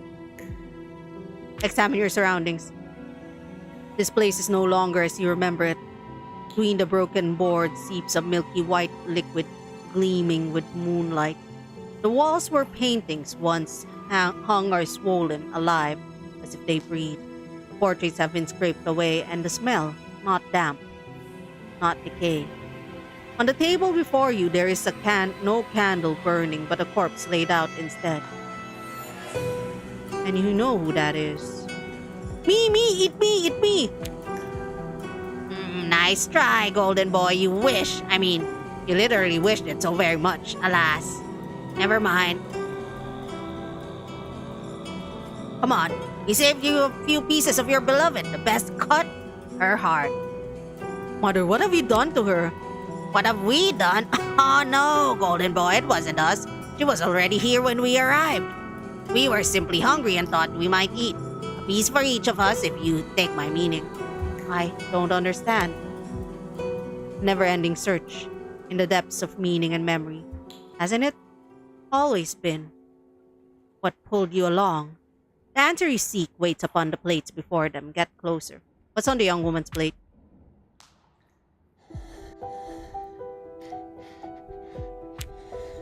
Feet! Feet! Feet. Your eyes drift to the young woman's plate. Upon it lies a thin, bloodied strip of skin, folded, carefully placed. Seems you never seen me. She pushes the strip of skin towards you.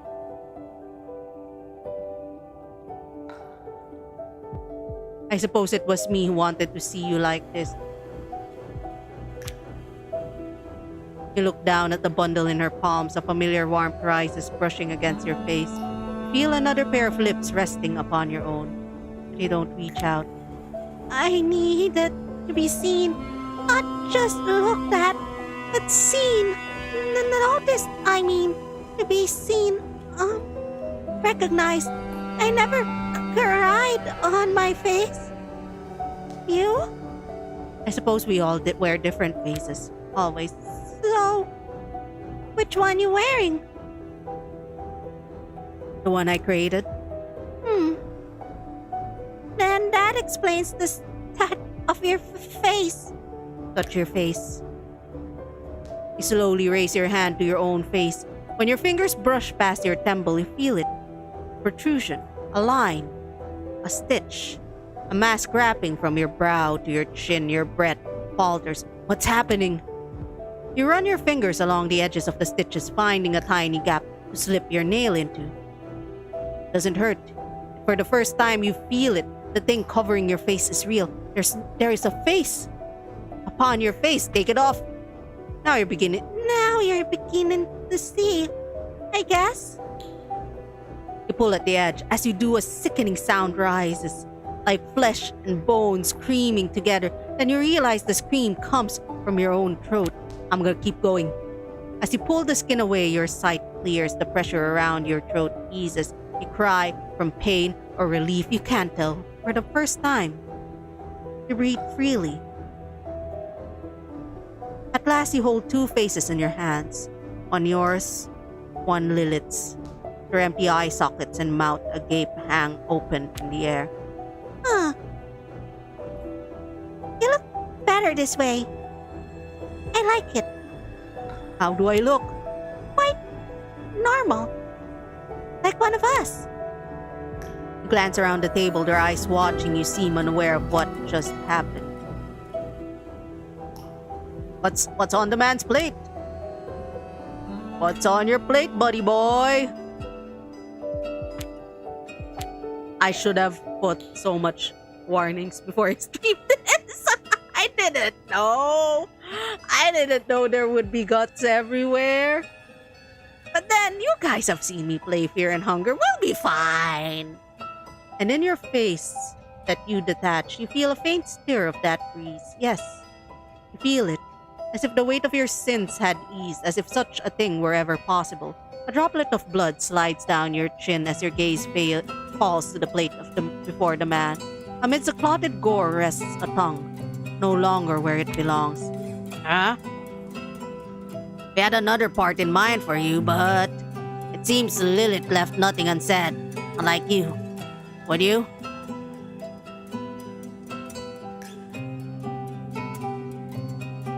He jerks his chin towards the tongue on his plate. What? No, I don't want to take my former lover's tongue.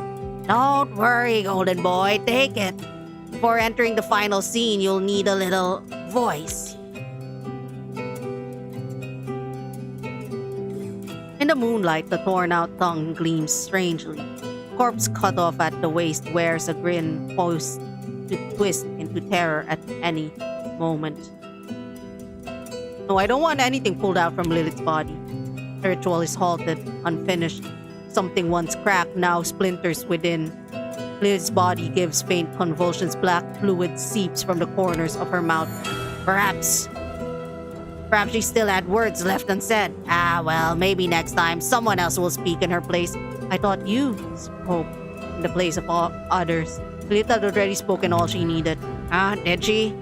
Let's think about it. Did she reveal what was your creation? It was a trick. Then I hope you can say the same for the child in her womb.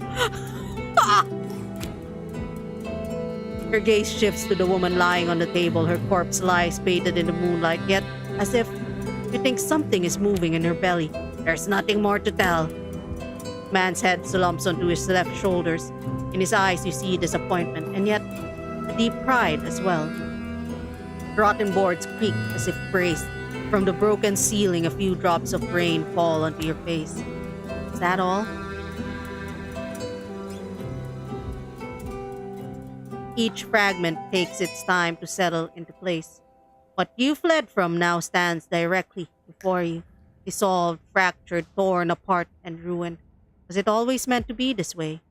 Will it always remain so? Let's blame the narrator. Me? I'm no one. Merely a voice. A safe cave shielding you from the harsh winds of the Neverall. Can you not see that I am the only one who can help you? And you, on the other hand, you will prove whether you are worthy of being saved or not. But now, tell me, narrate or whatever, and let this torment end.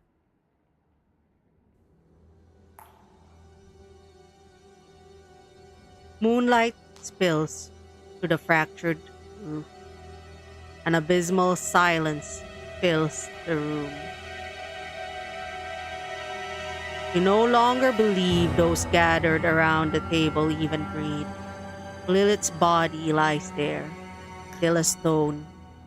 No, not quite.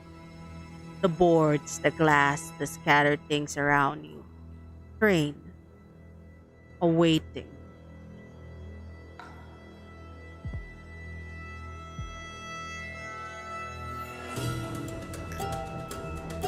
All this horror, all the questions, all the hatred, it was all to bring me here, wasn't it?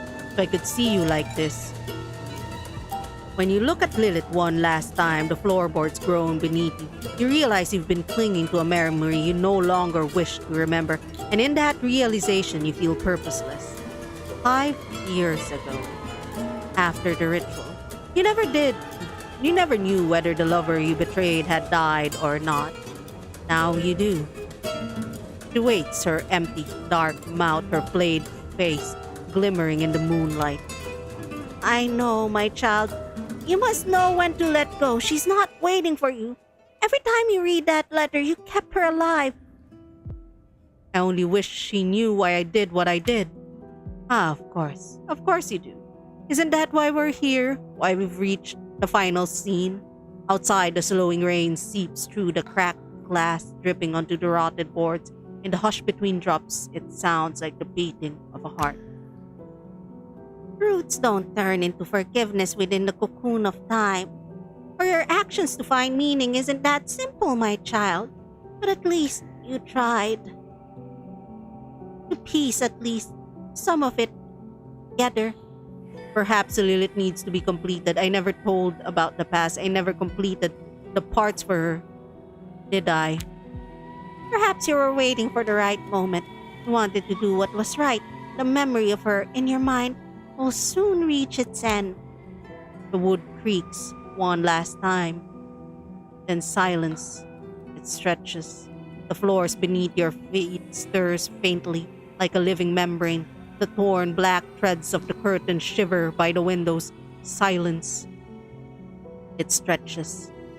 Then a breath. You see Lilith's chest rise upon the table, her eyes turn to you, her body tenses as if she's being born again, yet there's nothing miraculous in it. Lilith? The hand you extend, oh my god, mommy, feels as though that it touches a warm memory stuck in the past. Her fingertips twitch. The flesh beneath her nails blackens with some viscous liquid. Her shoulders tremble. Then she sits up.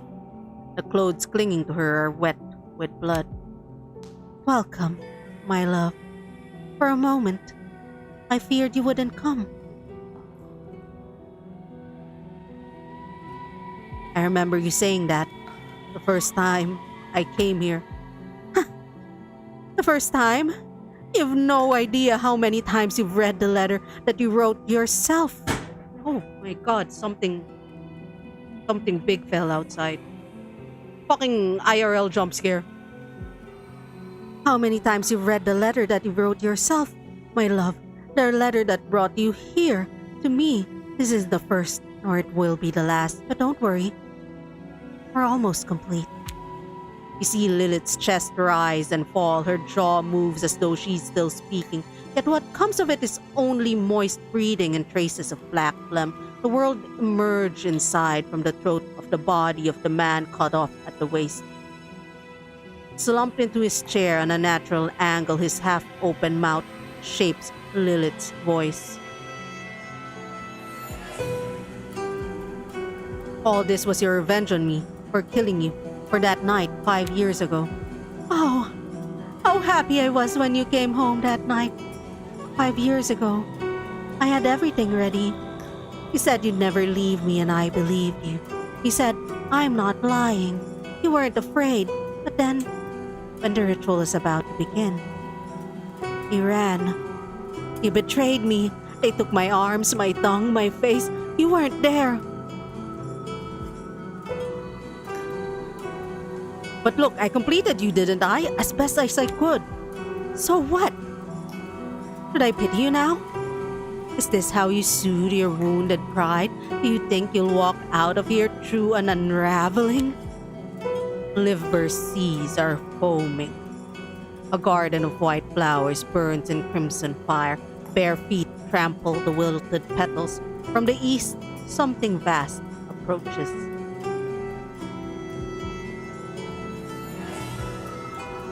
Blame her! Blame her! Blame her! Blame her! Blame her for being mad. Madness? Huh. That's exactly what you feared. But it was you who fed my obsession. My madness grew from you. I've always loved you. Despite you. Look what it's made of me. All of this you brought upon yourself. You mustered the courage and point your fingers. You managed to say, you.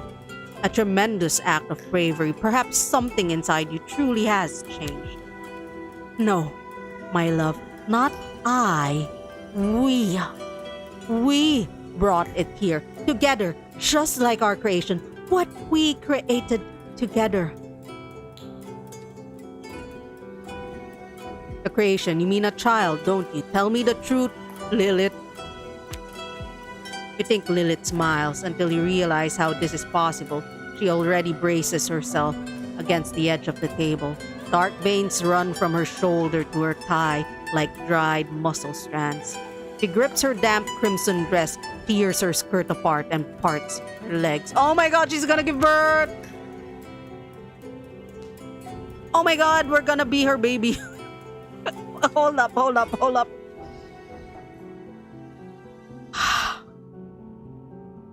Welcome home, my love. Your first and final home. Inside me. What are you doing? I love you. Moonlight spills over Lilith, who sits up on the table with her legs spread apart. Her lidless eyes do not leave you. Her half-lit face is pure horror. Then between her thighs, something flickers into view and vanishes. A smoke, gray-black. It seeps out from between her legs, thick and viscous like sludge. The wind ceases. Something crawls into the world. Lilith's rage for you is taking form. The creation. No. Her love. That's what she calls it. You heard it too. It's love. A love beyond the borders of the material realm. A love so magnificent.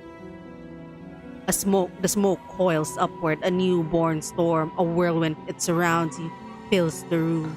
A metallic taste coats your tongue. Your breath shortens. Lilith's love begins to fill you. Yes, yes, yes. Your vision darkens. You feel it, don't you? And in the end, a voice. Tell me, my love. Once we speak of this, there will be no turning back. So tell me, do you wish to remember your past or to see the truth? Want to see the truth? The shaman cut. You chose to know the truth about Lilith's death. Ah, shit. Rashomon's here? Like that confusing tale? Oh, God. So every ending is a different version of the same thing and we will never know what really happened. Good to know. Smoke coils around you. A realization through the layers of your mind. The story has brought you here. I have brought you here. Through the final cracks in the smoke you see. The roof caved in, plaster fallen from the walls, windows long shattered. Rain drips from the holes above and strikes your face. From somewhere unseen, you hear Lilith's voice. You are alone here, my love. For 65 months, you've been alone. So that's 5 years, 5 months. Since they took me, your conscience has never let you leave. You always knew the truth. It was to finish what you started, the ritual of black alchemy. Now you see. Yes, my love. You remember the pieces, don't you? The name, the blood, and the word.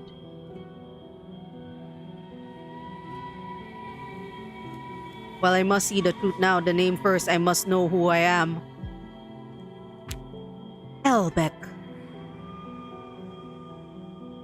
It was the first weeks of your 65-month solitude. Only days after they took me. They asked you for a name. You gave mine first. Then you signed your own on the witness paper. You claimed to have seen me perform unauthorized alchemy. The guards told you that you could see me one last time. One last time before I died. I told them there was no need.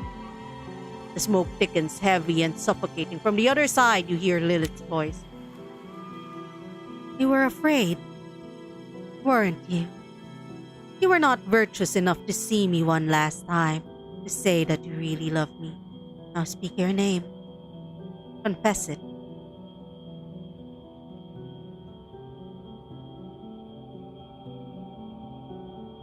My name is Elbeck, and I killed you. Because I avoided my virtue and I was afraid. You see the smoke take shape before you, coalescing into a silhouette. The ritual is progressing. From beneath the mist, something slides across the floor towards your feet. Metal scraping softly. You recognize it. Lilith's dinner knife. The grand unification will unite us, my love. There.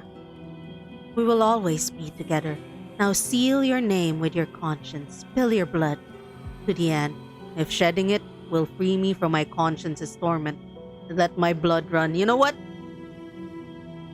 There's this saying in Filipino, malayo man ang pinagdaanan, prosesyon pa rin ang hantungan. Or like, no matter how long the journey is, you still end up in the same fucking place.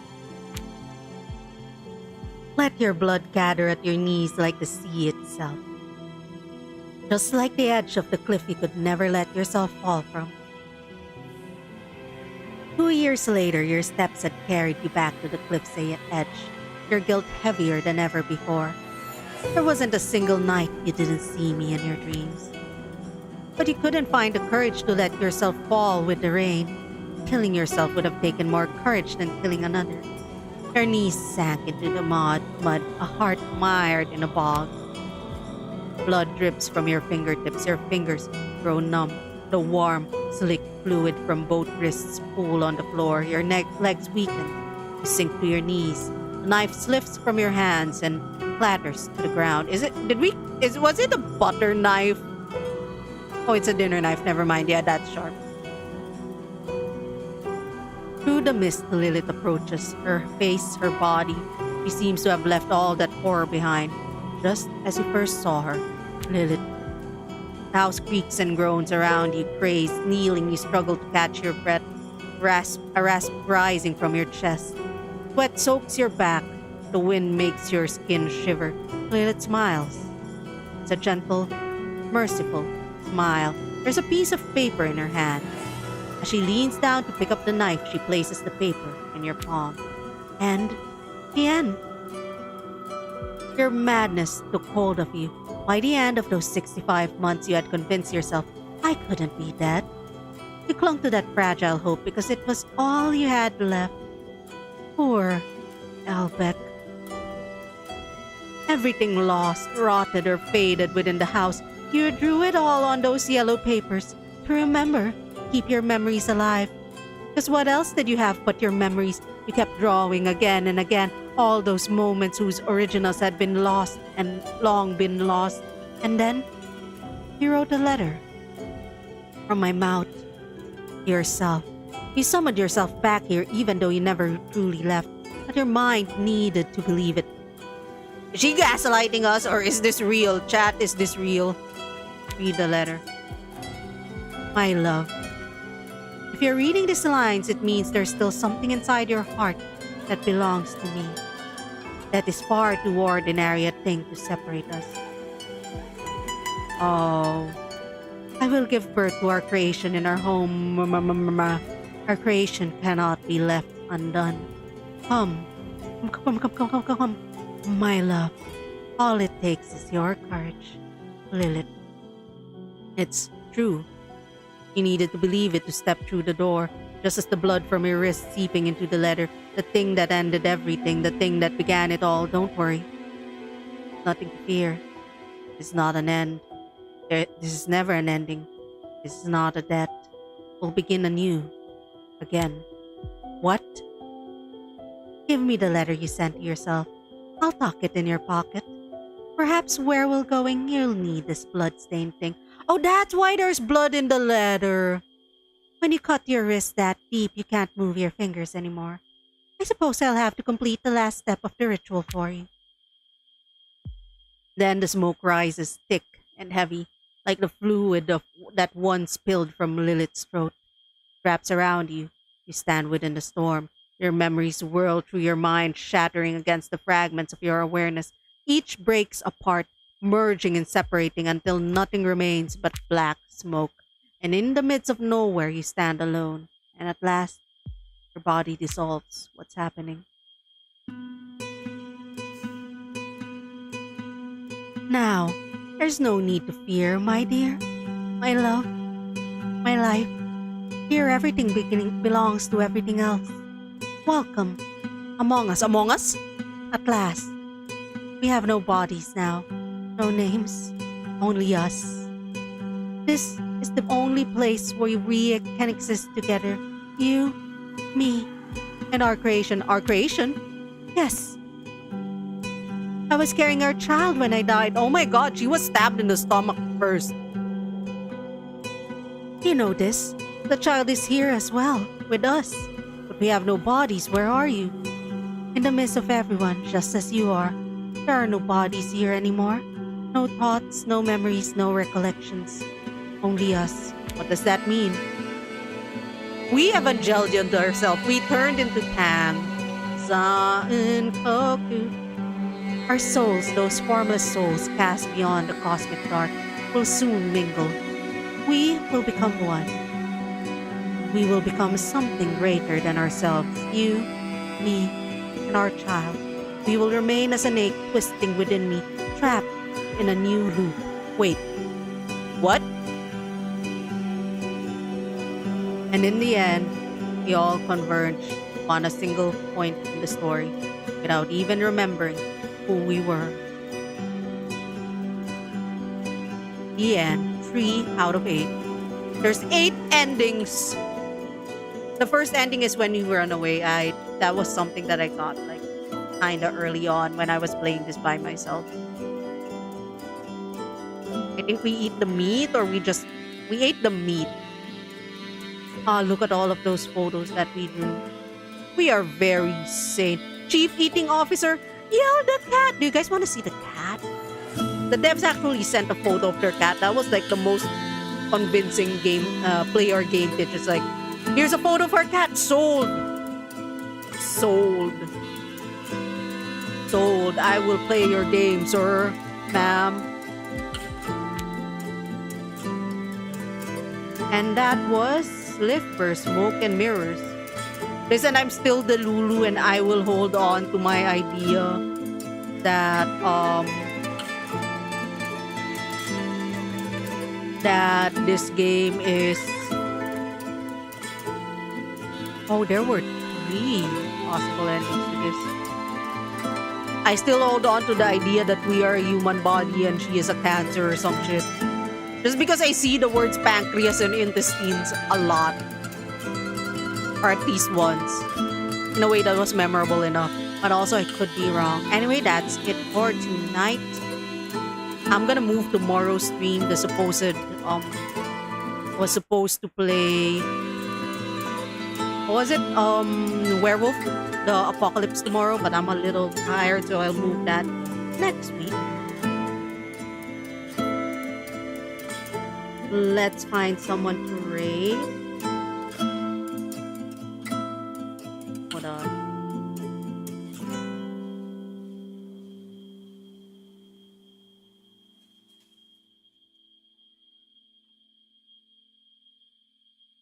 on. Hold on.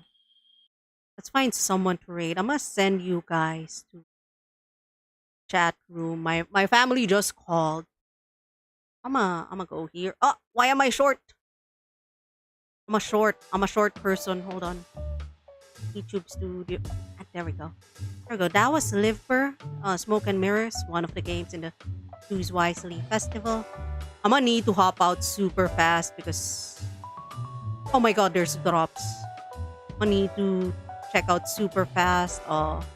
There's a family thing that's happening just in time. I just checked my phone, so like, not even gonna raid. I'll see you next time. Maya maya muli. Alam, bye bye. Bye.